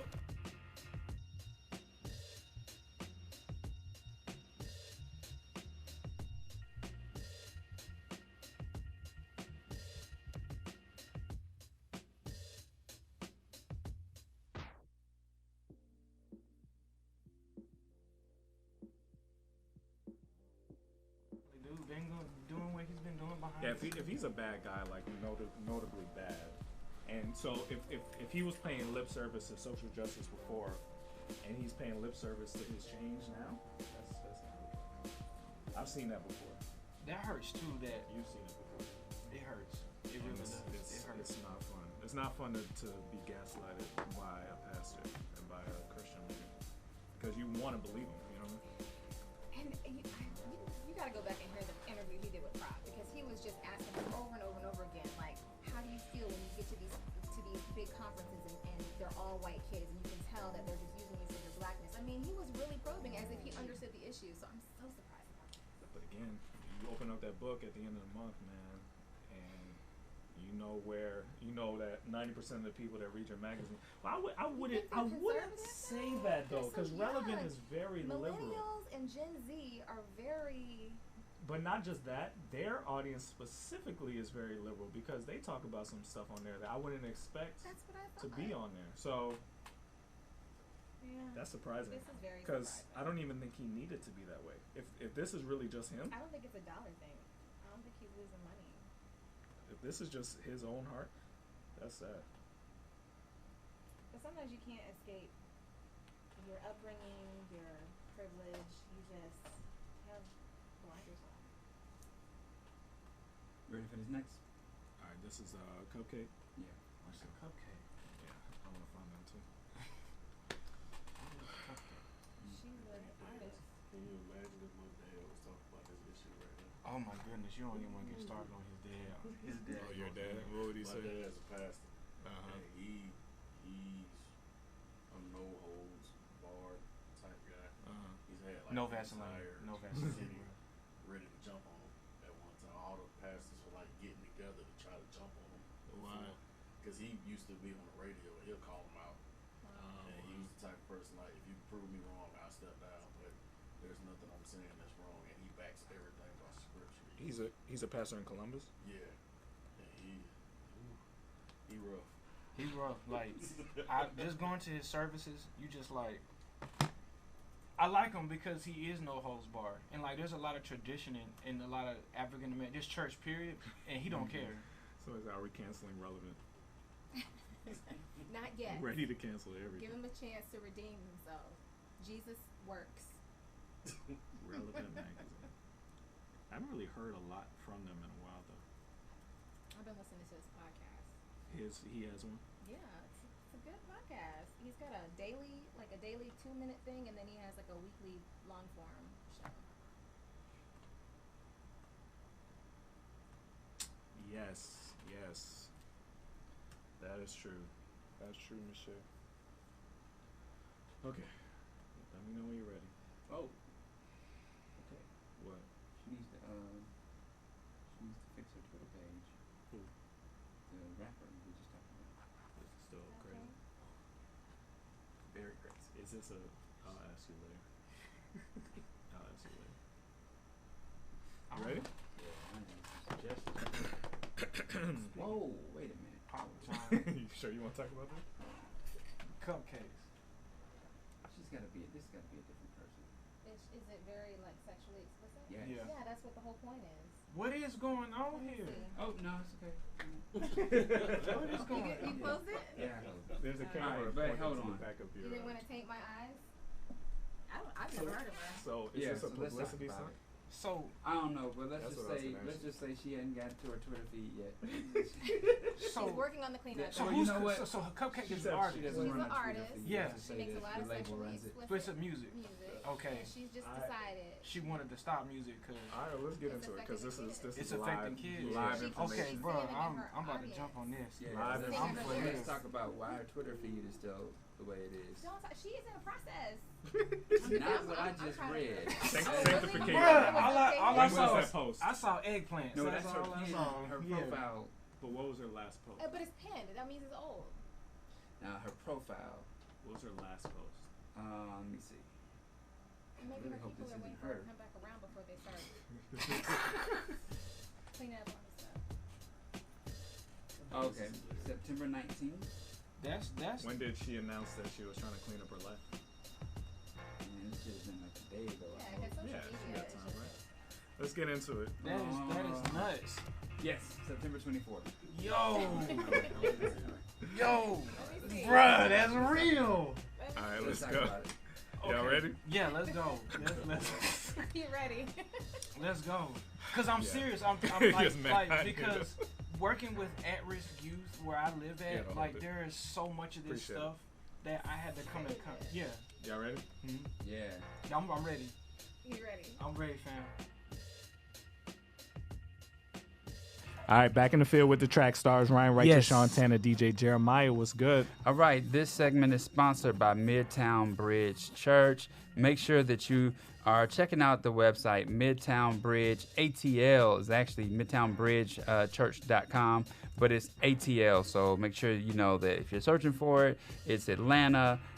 Great opportunity for you to be able to hear some good music when you go on Sunday, and also a good word. So make sure you check out Midtown Bridge Church. All right. All right, tell us about Cupcake. Okay, so this topic. There's a rapper. Her name is Cupcake, right? And she just announced that she is retiring from music because of what her music has done to minors. That she was at a concert, she was looking at young girls jump up and down, singing the words. 11, 12-year-olds. 11, 12-year-olds. Her lyrics are really, really bad. Like right? really raunchy. The songs are really raunchy. So she just said, I feel as though I'm corrupting the youth. I want to go to heaven after this, and I don't want to go to hell. She said, while highlighting a video of children singing her more sexually enhanced songs. Just seeing all aged kids at my shows, seeing them sing along to Hump Me and F Me and This Is the Stuff has torn me apart. I'm just not happy. 10, 11-year-old girls, whatever, I feel as though I'm corrupting them, and my songs are as well. I don't want to do this anymore. I just did the Twitter rants to bring awareness to this, that I am through, and you all will no longer see me anywhere. I've requested that all of my music be taken down off all streaming platforms and anywhere that my music is being sold. Okay. Wow. Go. So you itching? What's up? Okay, so regardless if this is a publicity stunt or not, Yeah. you know, one thing I do understand as artists is we have to be responsible for what we put out. Yeah. So I work with at-risk youth. I've been working with at-risk youth for 6 or 7 years. Me too. And this is something I'm very passionate about because we don't understand how much the music impacts these kids. What hurts the most is that these kids not only sing the lyrics, they know the context of it. Yeah. We living in 2019. These kids have access to devices we didn't have access to Yeah. when we were growing up. Yep. Yeah. You know, I remember seeing 6 and 7-year-old girls like holding each other and trying to kiss on each other, talking about that's Yeah. my girlfriend, all this other stuff. Not to mention, I was molested when I was 5 years old, and then I struggled with pornography addiction at 8. So seeing her come out and speak that, it's a good issue to champion, but it also bothers me because it's like you knew what you were doing when you were writing it. You knew what you're doing when you're making it. And Yeah. it's like, we all know as artists, even from a business perspective, we know kids are the target demographic.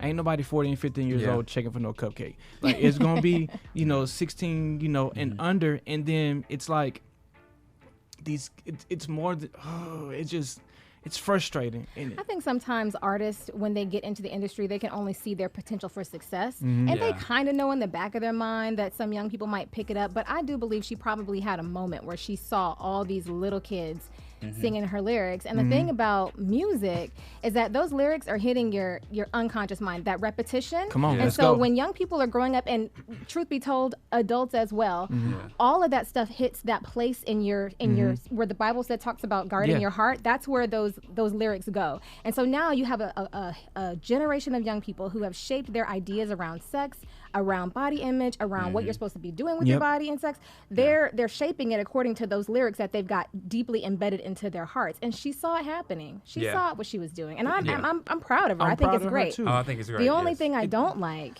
is her retiring. Because listen, if you have a gift, Continue to use it, Use and then it. why not turn Did she- around? Did she have one?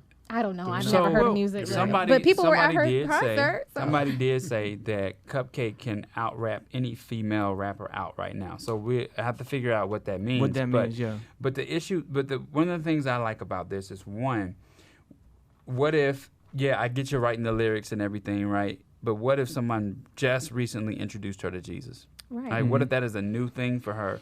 And what if she's now thinking, okay, I've read through scripture. I know that curse words are corrupting. I know that this can be a curse to people. And then the fact that there's some things going on. Because here's the thing. When you're sitting at that table, you're signing that deal, and you've got people standing there telling you your music is good and this is going to sell and Yeah. this will make money. Yeah, she looks like, I say she looks like, but it looks like her music is like heavy strip club music, right? Like heavy, like that's a big industry. So these labels are saying, you make this song, and man, it's going to get this many streams, Right. and this, that, and the other. And maybe she is in the back of her mind saying consciously, this doesn't feel right, this doesn't sound right. Now, there's a couple of things I still question, like her Twitter page. Maybe she just hasn't gotten around to it, but and I don't want anybody to go to her Twitter page. I know some of y'all are. Y'all going to try to blame me for this, and I'm not going to let that happen. It's happened before. It's happened before. Yeah. But there's some things that maybe she hasn't gotten around to. But if she's checking her music and taking it down from places, then also change out the Twitter profile reading and also the images that you posted of yourself. But I think this is somebody that we should probably try to reach out to interview. Is it Yeah. possible? Yeah. Like, just because, I mean, I'm just saying, in the alternate universe, Yeah. could somebody be doing this to get attention? for If their she music? is, I'm going to literally vomit off of that. Yeah, Off of this that's idea. sick. That is Because the that's- sickest you thing. have a very pure awareness of what's going on, Yeah. and then you. And then you Yes. flip it around. Yeah. That's Isn't sick. that kind of what you're doing? She anyway, mentioned though? Like, heaven, you know, right? Like that's a serious thing. You don't just mention Heaven I and want to hell. go to heaven. I serious don't want to for go to you. hell. Yeah. It's serious It's for serious you. for me, but I'm hoping now that it's serious for her because for her to say this in the Instagram, she at least I give her the credit. You know me, I look for those Christian innuendos. She at least told a lot of people that heaven is a real place, right? And hell That is a is- real place. And hell is a real place too. So even if her Instagram streamed, 500,000 people at one time watching this, they now know that she believes that heaven and hell is a real Yeah. place, and And that's they now is a good know start. about her music.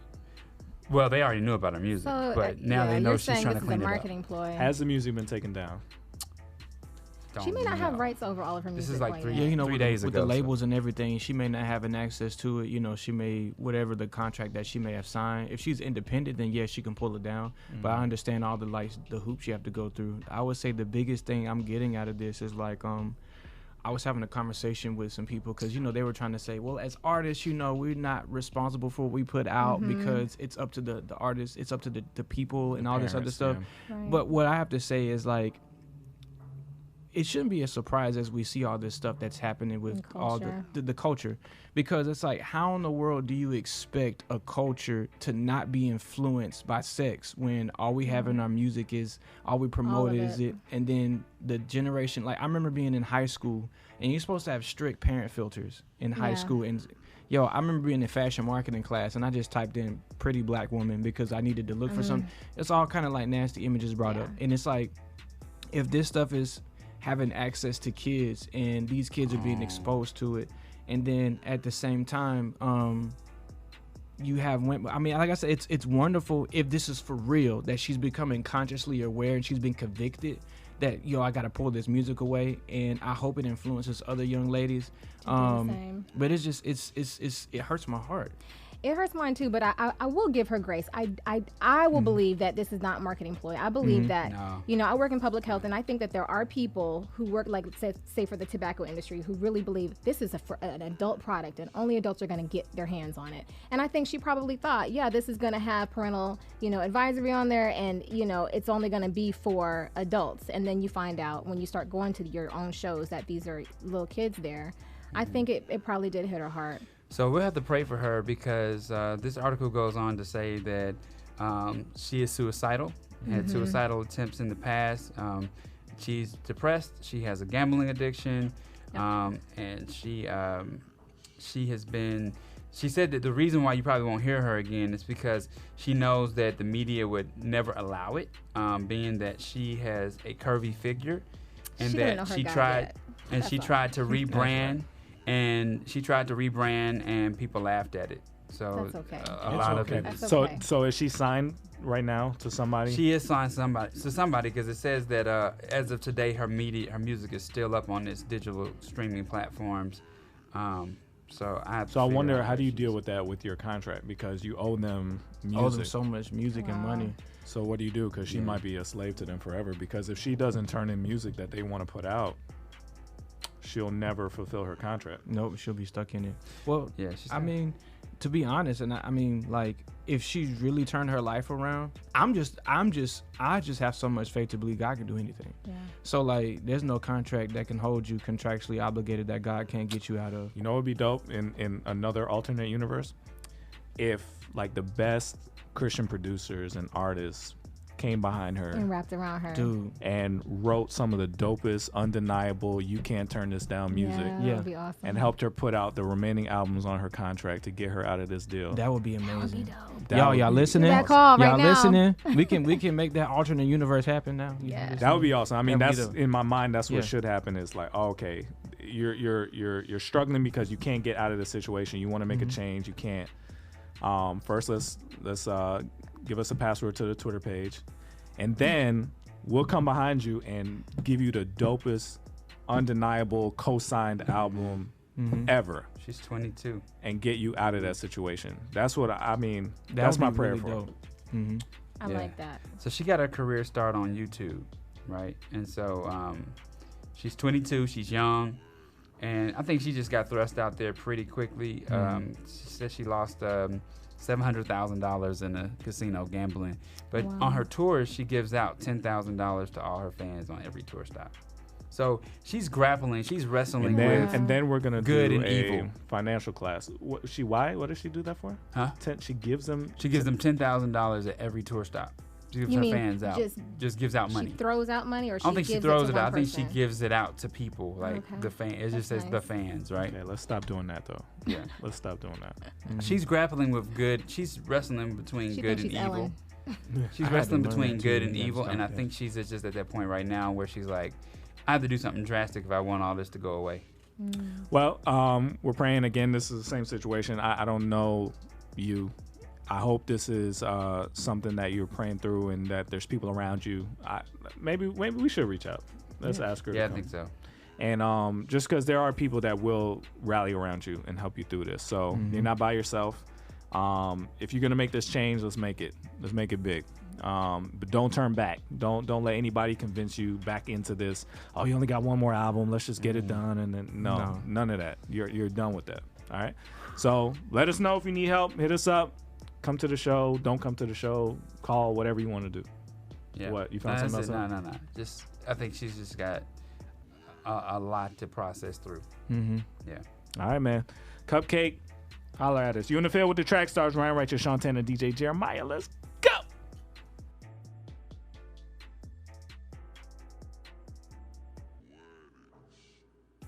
So we're just gonna kill that Twitter. We're just gonna shut it off. Maybe she doesn't have access to it. I hope other artists will see. I don't know, man. Her most recent Be tweet convicted was. by her. I think she would have needed to have been a bigger artist to do that. For a lot of people. Yeah, she would have to be, but.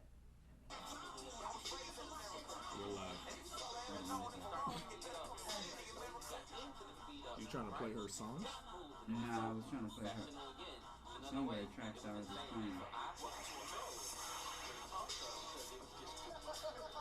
I don't know where it is. Oh, I know where it is. Shout out to everybody watching right now. Brianna, Mike Sarge in the building. PM Low.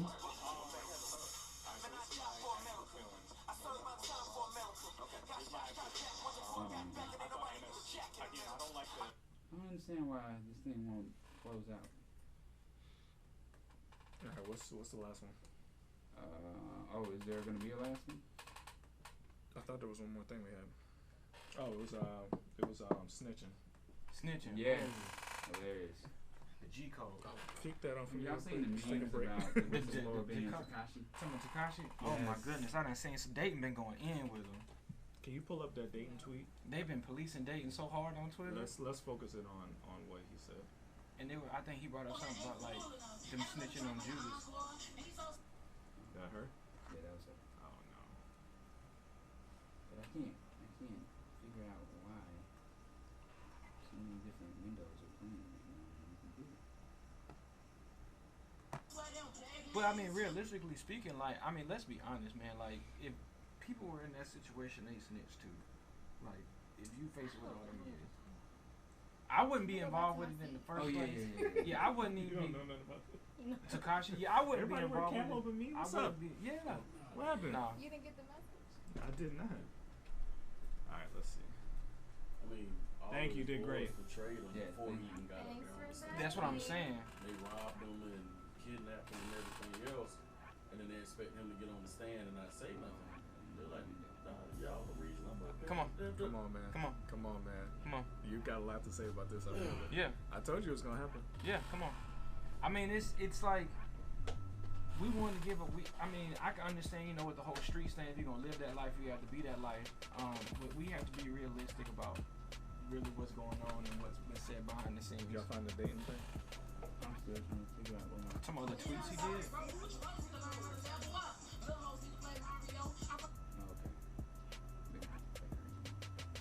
That's Twitter, so... My daughter just said Dada for the first time and I missed it. Oh man. She said it yesterday. I missed that. She's just saying it now like constantly and I missed it. I missed it again. I missed my first daughter's first one, her first actual laugh. Oh wow, yeah, that was amazing. That was a great day. Uh-oh. Dayton, you getting booed up. Y'all saw that Christian Grey thinks Christian hip hop blackballed him. Christian Grey, they blackballed him? I know he's been talking about some of the stuff that's been going on, but I don't...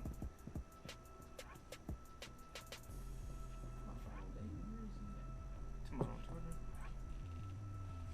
think it's like Dayton Triple or something. Yeah, on his at name is Dayton_triple D.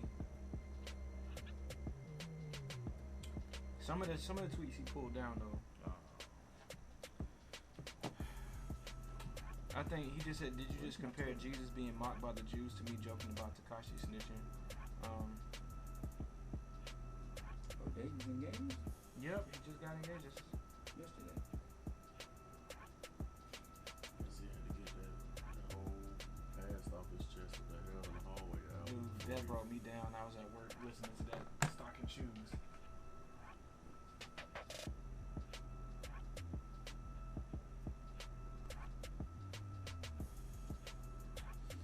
Make like 6ix9ine and tell a friend to tell a friend, then go over the gallery money to buy your tickets for the concert.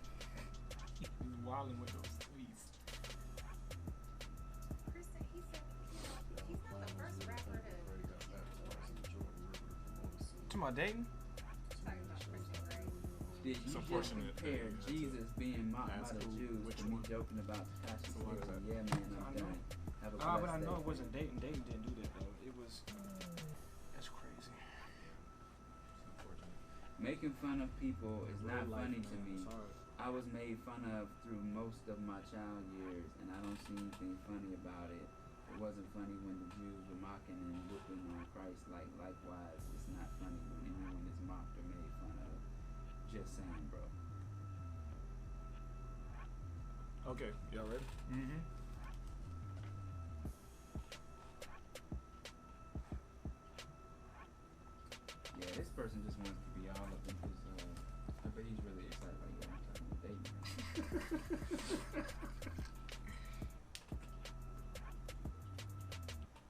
Yeah, back in the field with the track stars, Ryan Righteous, Sean Tanner, DJ Jeremiah. What's good?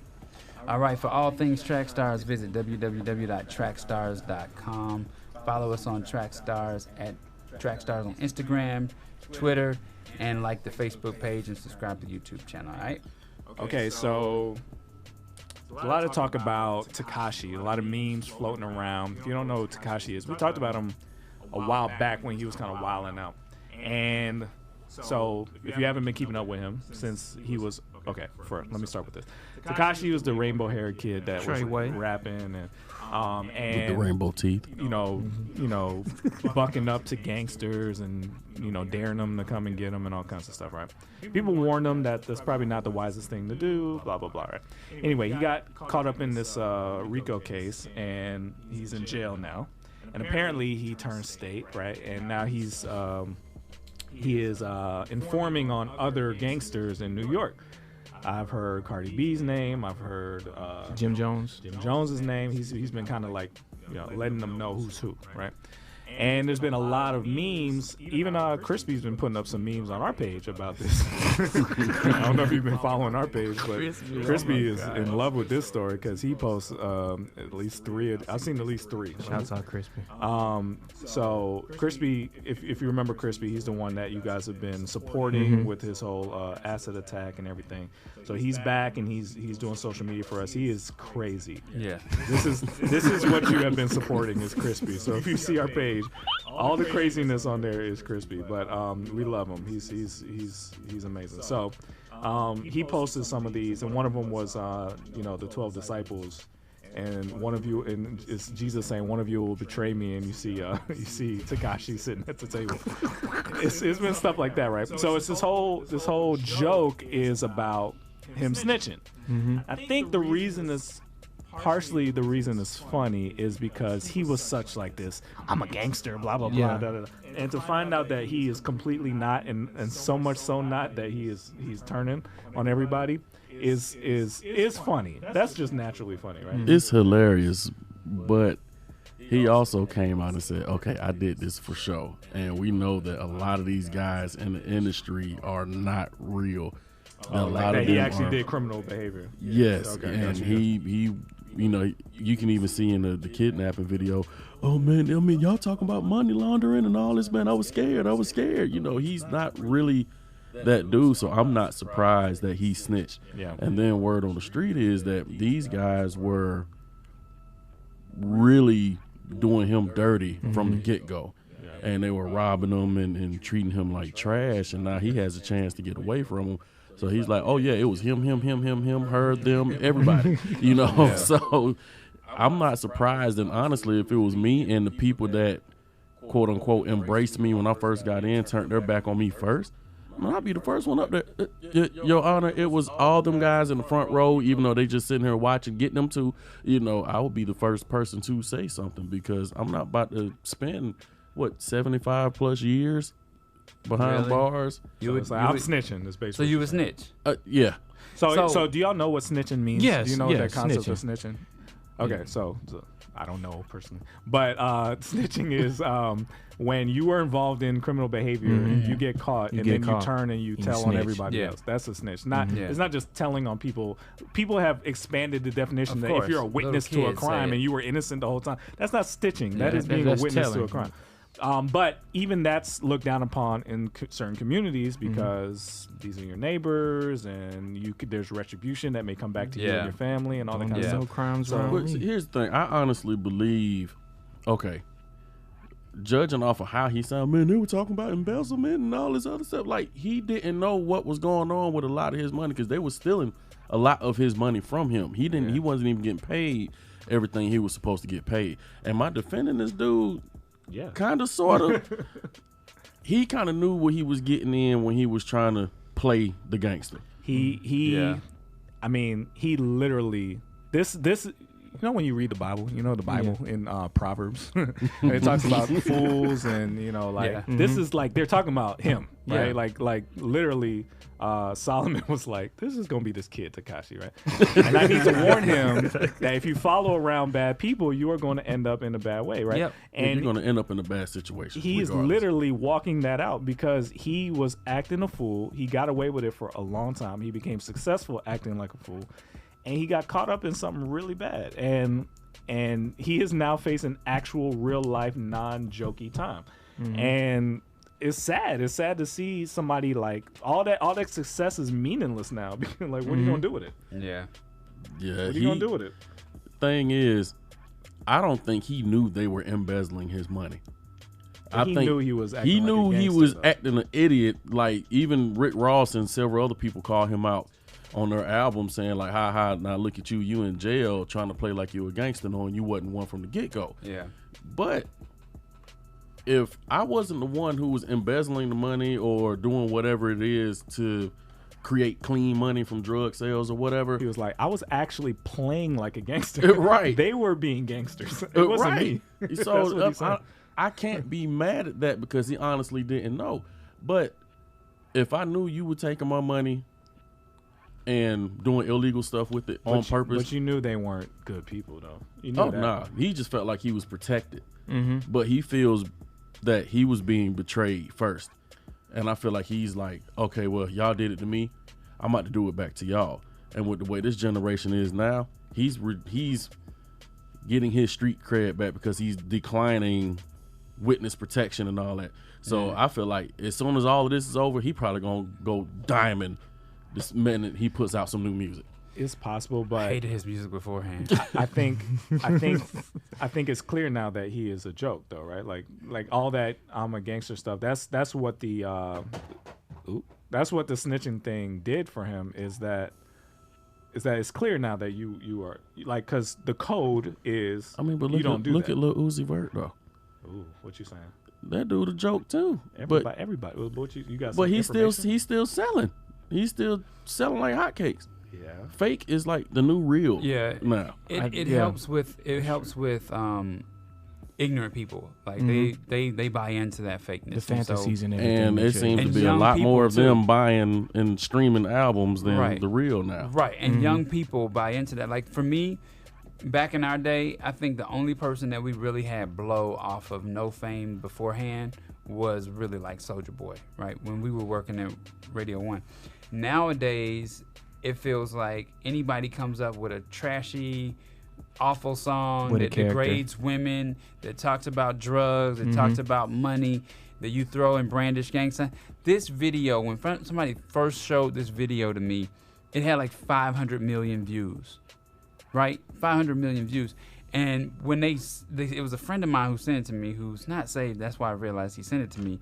And when I listened to it, like he sent it to me like, you like track stars and y'all do music, right? Yo, check this out. And I was like, okay, What? this terrible lyric is now stuck in my head. Because the really bad songs, once I hear the lyrics, they get stuck in my head. And And it's they like, stuck I know there. that's the enemy trying to pull me down, like, because I don't listen to this stuff.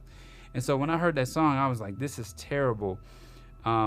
Why is this selling? Why is he doing this? So even if he does come out of jail and make money off of this, I just think this is all awful. If he's smart, like let's pretend, if he's smart, he would run away from this at all costs. If he comes Yeah. out, is this gonna help him get out faster? Does anybody know Says his he's sentence? still getting 10 years. That's what they said. So, With I him mean- talking, they're supposed to be lowering the sentence and everything. It just really depends on the judge's So discretion. let me ask this question: how did he get caught up in this?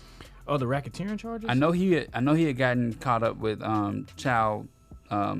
It was a child like pornography misdemeanor thing. Yeah. And then I think some people from his camp, if I'm not mistaken, they were like came at Chief Keef, wasn't it? Yeah, he ordered the murder. He ordered the And so I murder think- of Chief Keef. I but think some of them the like shooting. some stuff that happened with them when they were investigating with that. It kind of they did some digger deeping and they found out about the racketeering charges because some of the people that were I think ordered the hit on Chief Keef, they were also involved in racketeering, and then it went back to Tekashi, if I'm not mistaken. So that's how all that because they did the initial investigation on Chief Keef and what happened there. Chief Keef, he one of them crazy ones for real. Yeah, you don't mess with him. And so like when they started digging there, correct me if I'm wrong, y'all, but that's when they found out about they started finding out the back of racketeering charges. So okay, let's get back to this. Is it wrong to use him as a joke to, like, for instance, Dayton? Dayton's getting a lot of heat right now because he's been using the memes as well. And people are saying, like, what are you, a gangster? Like, you're against snitching? Like, what are we saying? Is it wrong to joke about the snitch? Because at the end of the day, people getting found out for criminal behavior is a good thing, right? Yeah. Right? Yeah. Yeah, okay. So why is snitching in our culture demonized, and why it seems like everybody agrees that it's like such a bad thing? Because it is part of the gang mentality, right? Like the mafia was really big on that. Like a snitch meant you were definitely gonna die. That was one of their codes. You was a rat. Yeah. That was one of their codes. So to me, it feels like that's what everybody believes about. I mean, look at what's his name, Bobby Shmurda. Bobby Shmurda went to jail over the kind of the same type of things, right? Racketeering and gun possession and all this kind of stuff. He brandishes his gang, very openly in his music videos and stuff like that. And I think that he had the same opportunities, right? Like take a plea deal or turn somebody in and you get less time. And he just kind of kept his mouth shut and was like, it is what it is, right? So I think a lot of times, and then T.I. did the same thing. Rappers feel like their sense of, you take away their street credibility if you say something about somebody else while you're on the inside, right? You take away their I mean, a lot of times it does come down to life or death, right? Yeah. So it's either you live and survive here, but I think also too, you got to be careful if you are 6ix9ine, because even in jail, a lot of those people are connected, right? Mm-hmm. And so you think I'm gonna have problems when I get on the outside, like you gonna have more problems on the inside, right? Yeah. So It's one of those live by the sword, die by the sword type of things. And I guess what people see from the gang culture is like, if you live that life and you in the streets, then you need to adhere to the code. But when it starts to get to the point to where you have innocent bystanders that witness things and then they get in trouble for snitching and telling, and it's like, I'm doing my job as a normal civilian to tell, but then that's when you have people, especially when you have gangs that run communities, and then the gangs are giving back, I guess you could say, kind of like some Nino Brown type stuff. Yeah, where you got like, drug looters and not drug looters, but drug lords, and they're like, we gave you this and we did this for you, so you owe us, and then if you tell and you snitch on us, then we gonna come kill you and your family. And so why are we allowing gang culture to run our music? Because they think it's cool. because some of our top artists have mentioned gang affiliations and we've let it go. Mm-hmm. Snoop Dogg, Lil Wayne. So when you talk about your favorite rappers and Lil Wayne, another topic. He started out as a Crip, turned blood, but we'll talk about that later. So I think a lot of times He got a lot of information. Baby too. Yo, watch your back. I mean, you seen the video. and I wonder if a lot of this kind of started with it all kind of started with gangster rap, right? Mm-hmm. So that's where it all kind of comes from. And so gangster rap was so respected, NWA and all those guys. What's interesting is a lot of those guys weren't gangsters, and the people who brought this wave in, even like, I hate to say, your favorite dude, Tupac, was a performer. You know what I mean? And we've been duped by performers to believe that this thing is like cool. And I'm just afraid that we have adopted these people into our lives like it's normal. Mm-hmm. I'm seeing Martha Stewart and Snoop hanging out, and it's become normalized. Like, hey, this is all good. Yeah, gang members and Bloods, and yeah, we're all just. And I what effect is that having on our society when we've accepted this culture, this very dangerous mob influence culture into our kids' ears? Yeah, It's the norm. I mean, but then you got the gangsters who look at the police as they're their own gang. as well. You know, you got the blue code. The cops don't snitch on the cops. That's true. Just like the gangsters don't snitch on the gangsters. And it's kind of like,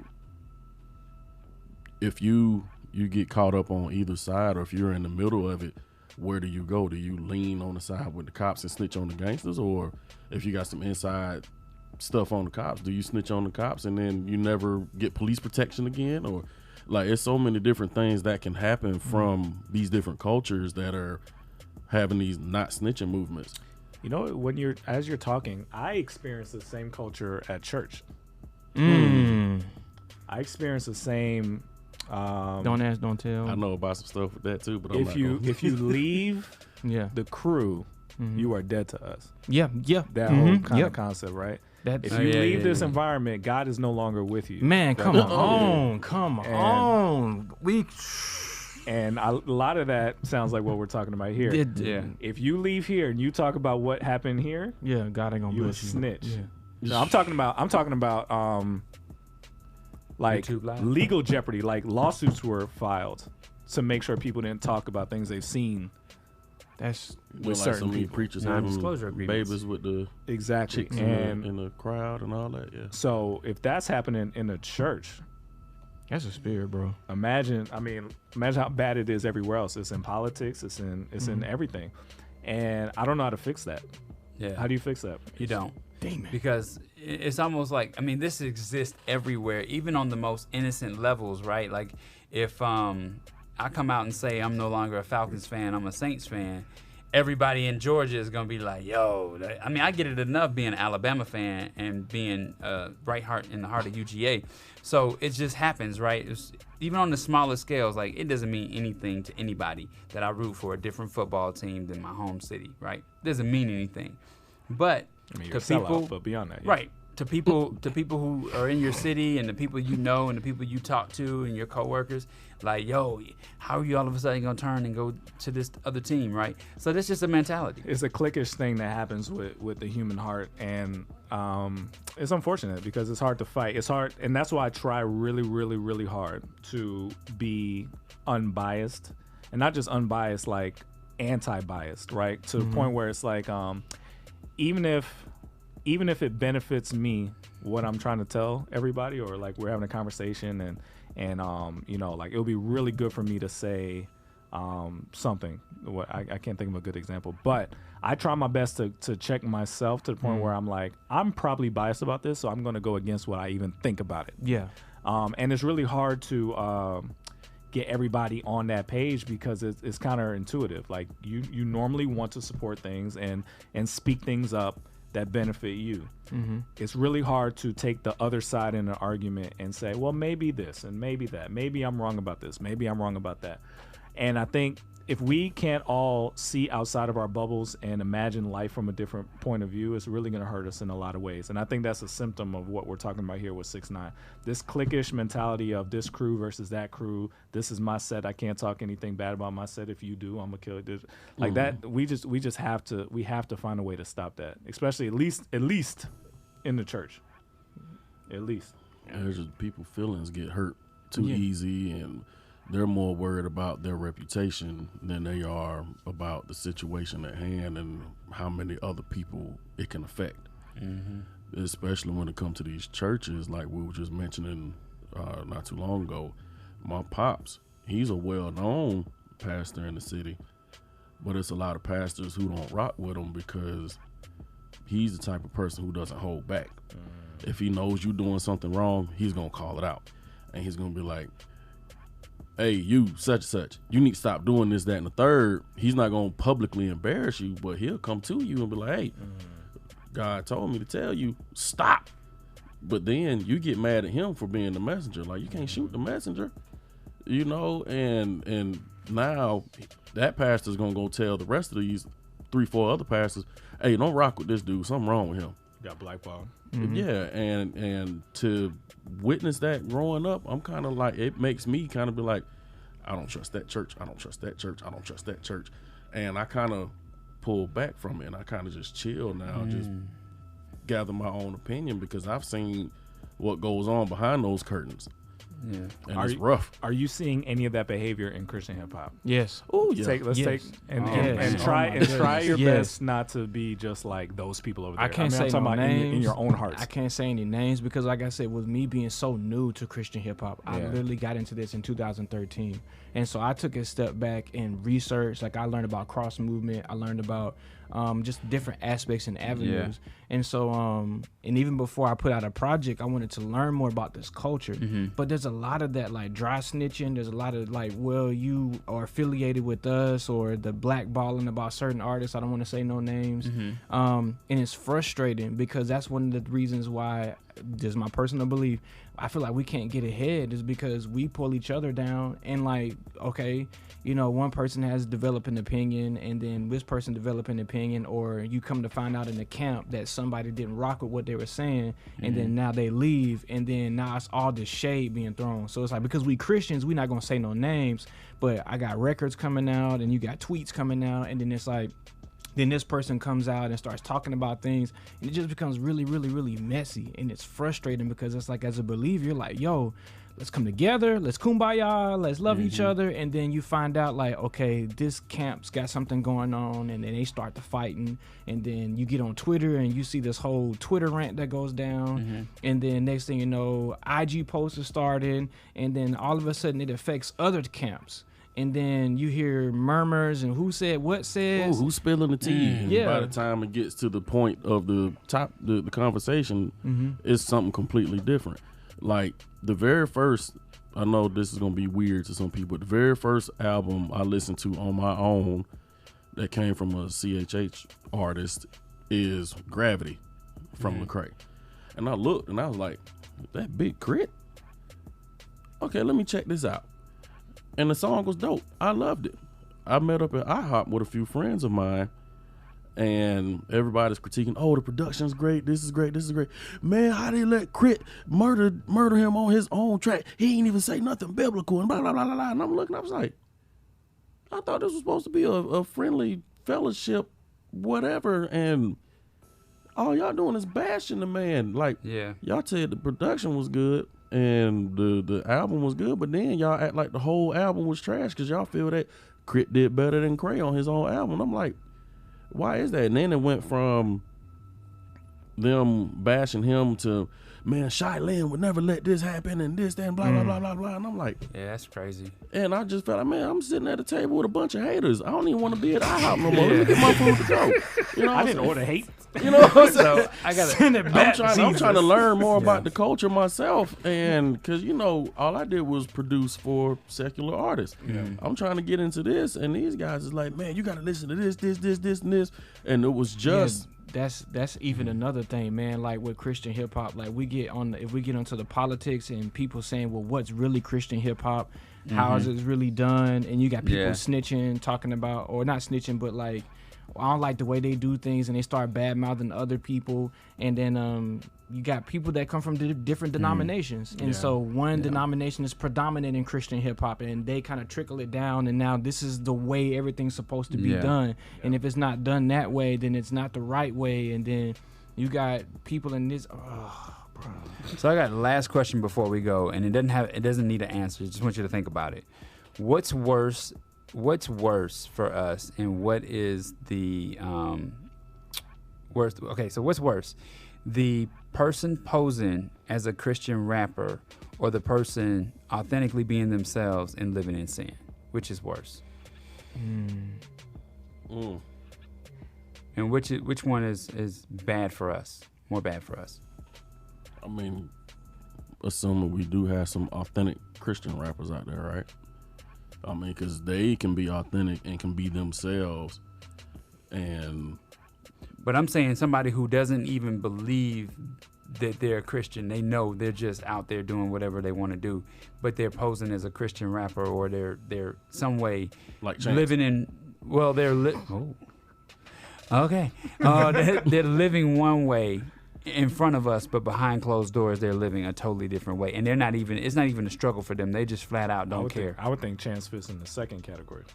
The one where he's like sinning and he's like, authentic through it. Yeah. So which one is worse for us?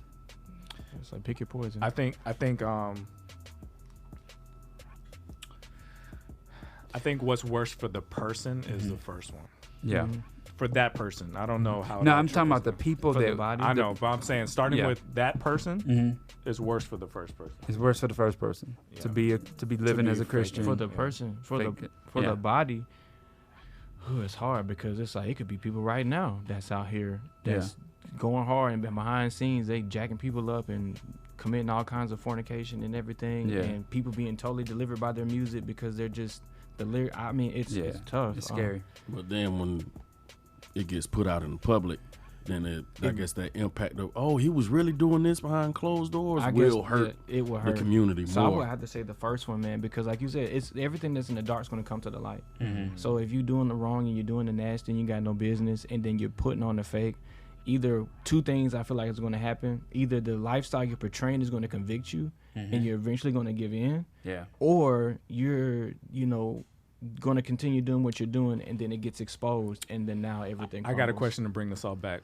Mm-hmm. If we are aware of people who are the first kind of person, Mm-hmm. should we be snitching on them? Well, I believe we should go to them in private and talk to them. Yeah, absolutely in private. We I should talk totally to them in agree. private. Say what?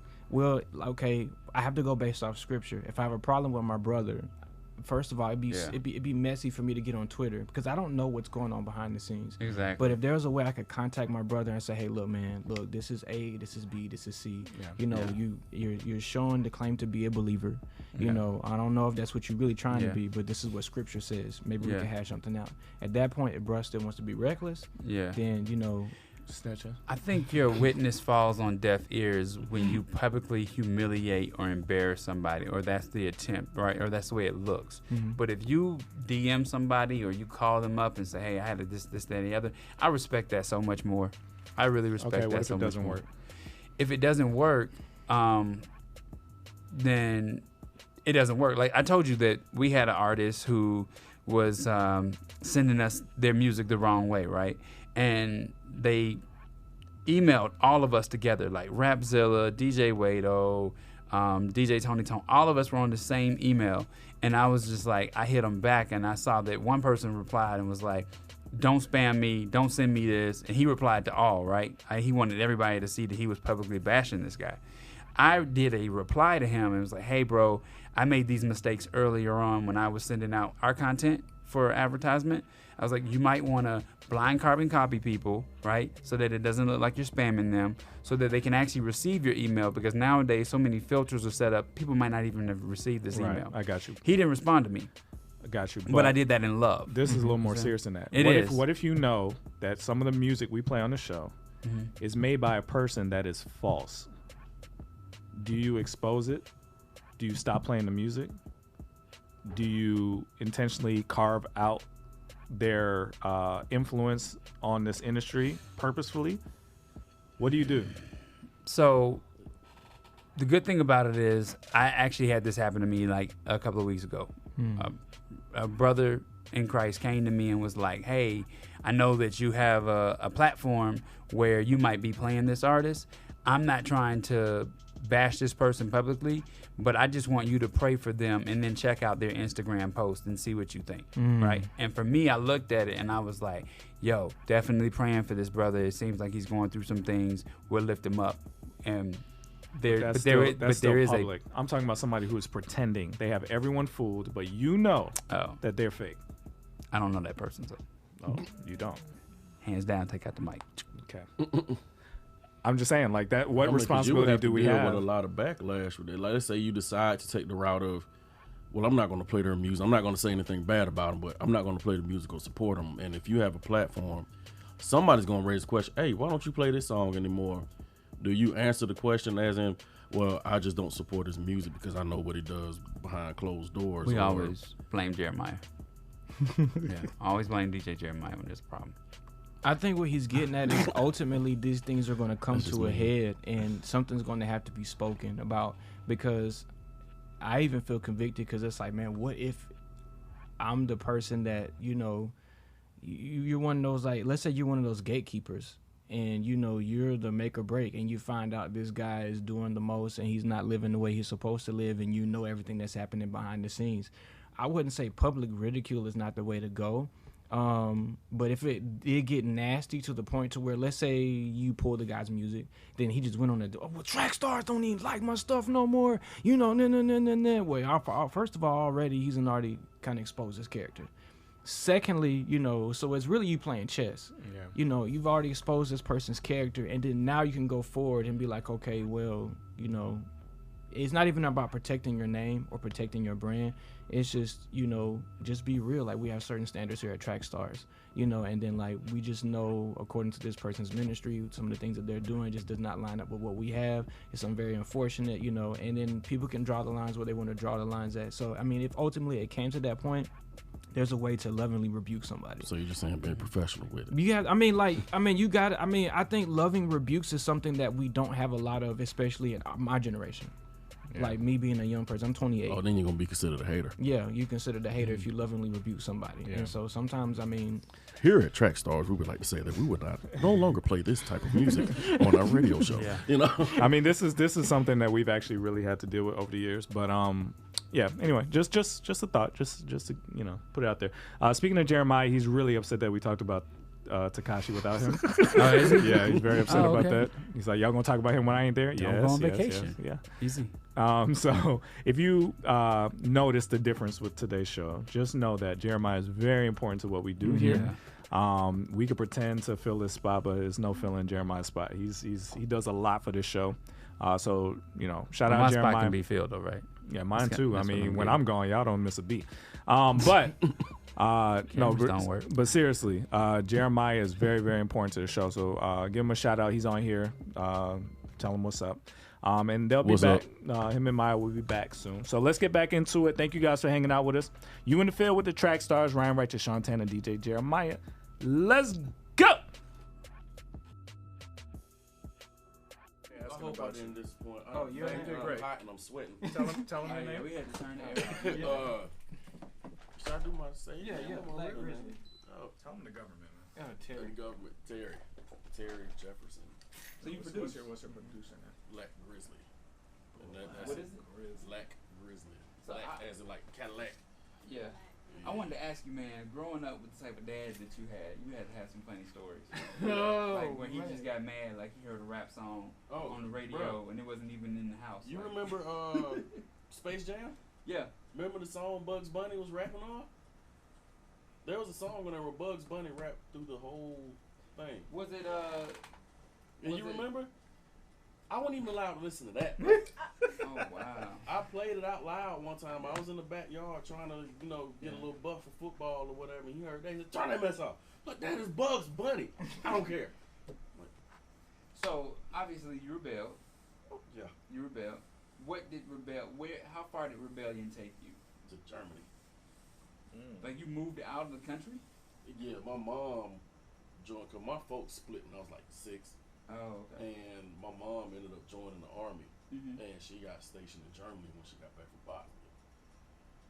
First chance I got, she said, "Hey, I live in Germany now. Do you want blah blah?" I said, "Please bring me over there," because I went to church Monday, Wednesday, Friday, Saturday, and Sunday, and it was rough because I missed out on so much growing up when I was with my pops.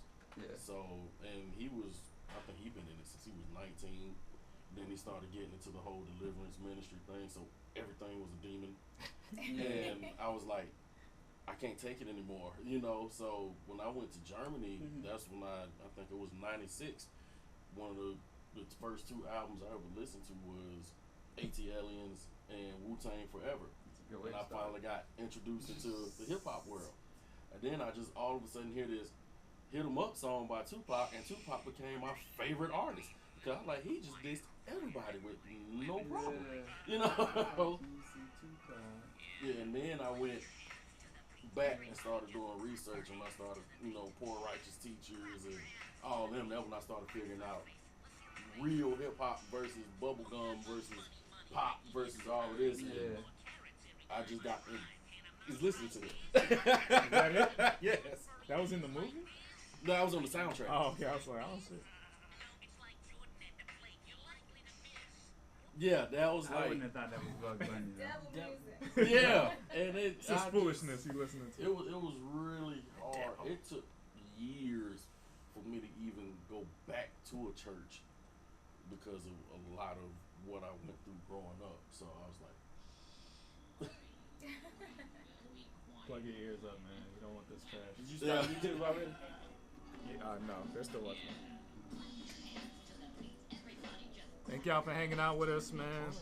I appreciate you. It was wonderful. I enjoyed everything today. Y'all I feel bad for you if that's the hip hop you were listening to back when you were a kid. Man, Space Jam no, soundtrack somebody was the just business. told me, my cousin told me about It was the That whole, business. that's one of the best Best soundtracks for a all movie. listen to the CD because I knew it had Quad City DJs and all them. You never, whoa. Bro, it's got like one You've of the never best. seen Space Jam? You've never seen Space Jam? Ryan, righteous. Oh my Your god. kids have to watch Space Jam. Like, it's actually It has the best villain song. It's got Be yeah, Real, Method Man. Busta Rhymes, LL Cool J. I just remember Michael Jackson. Michael Jackson. Michael Jackson and That was Jam, but that was 92. no. Like Michael Jackson did Space Jam soundtrack. No, It ain't too hard for me to jam.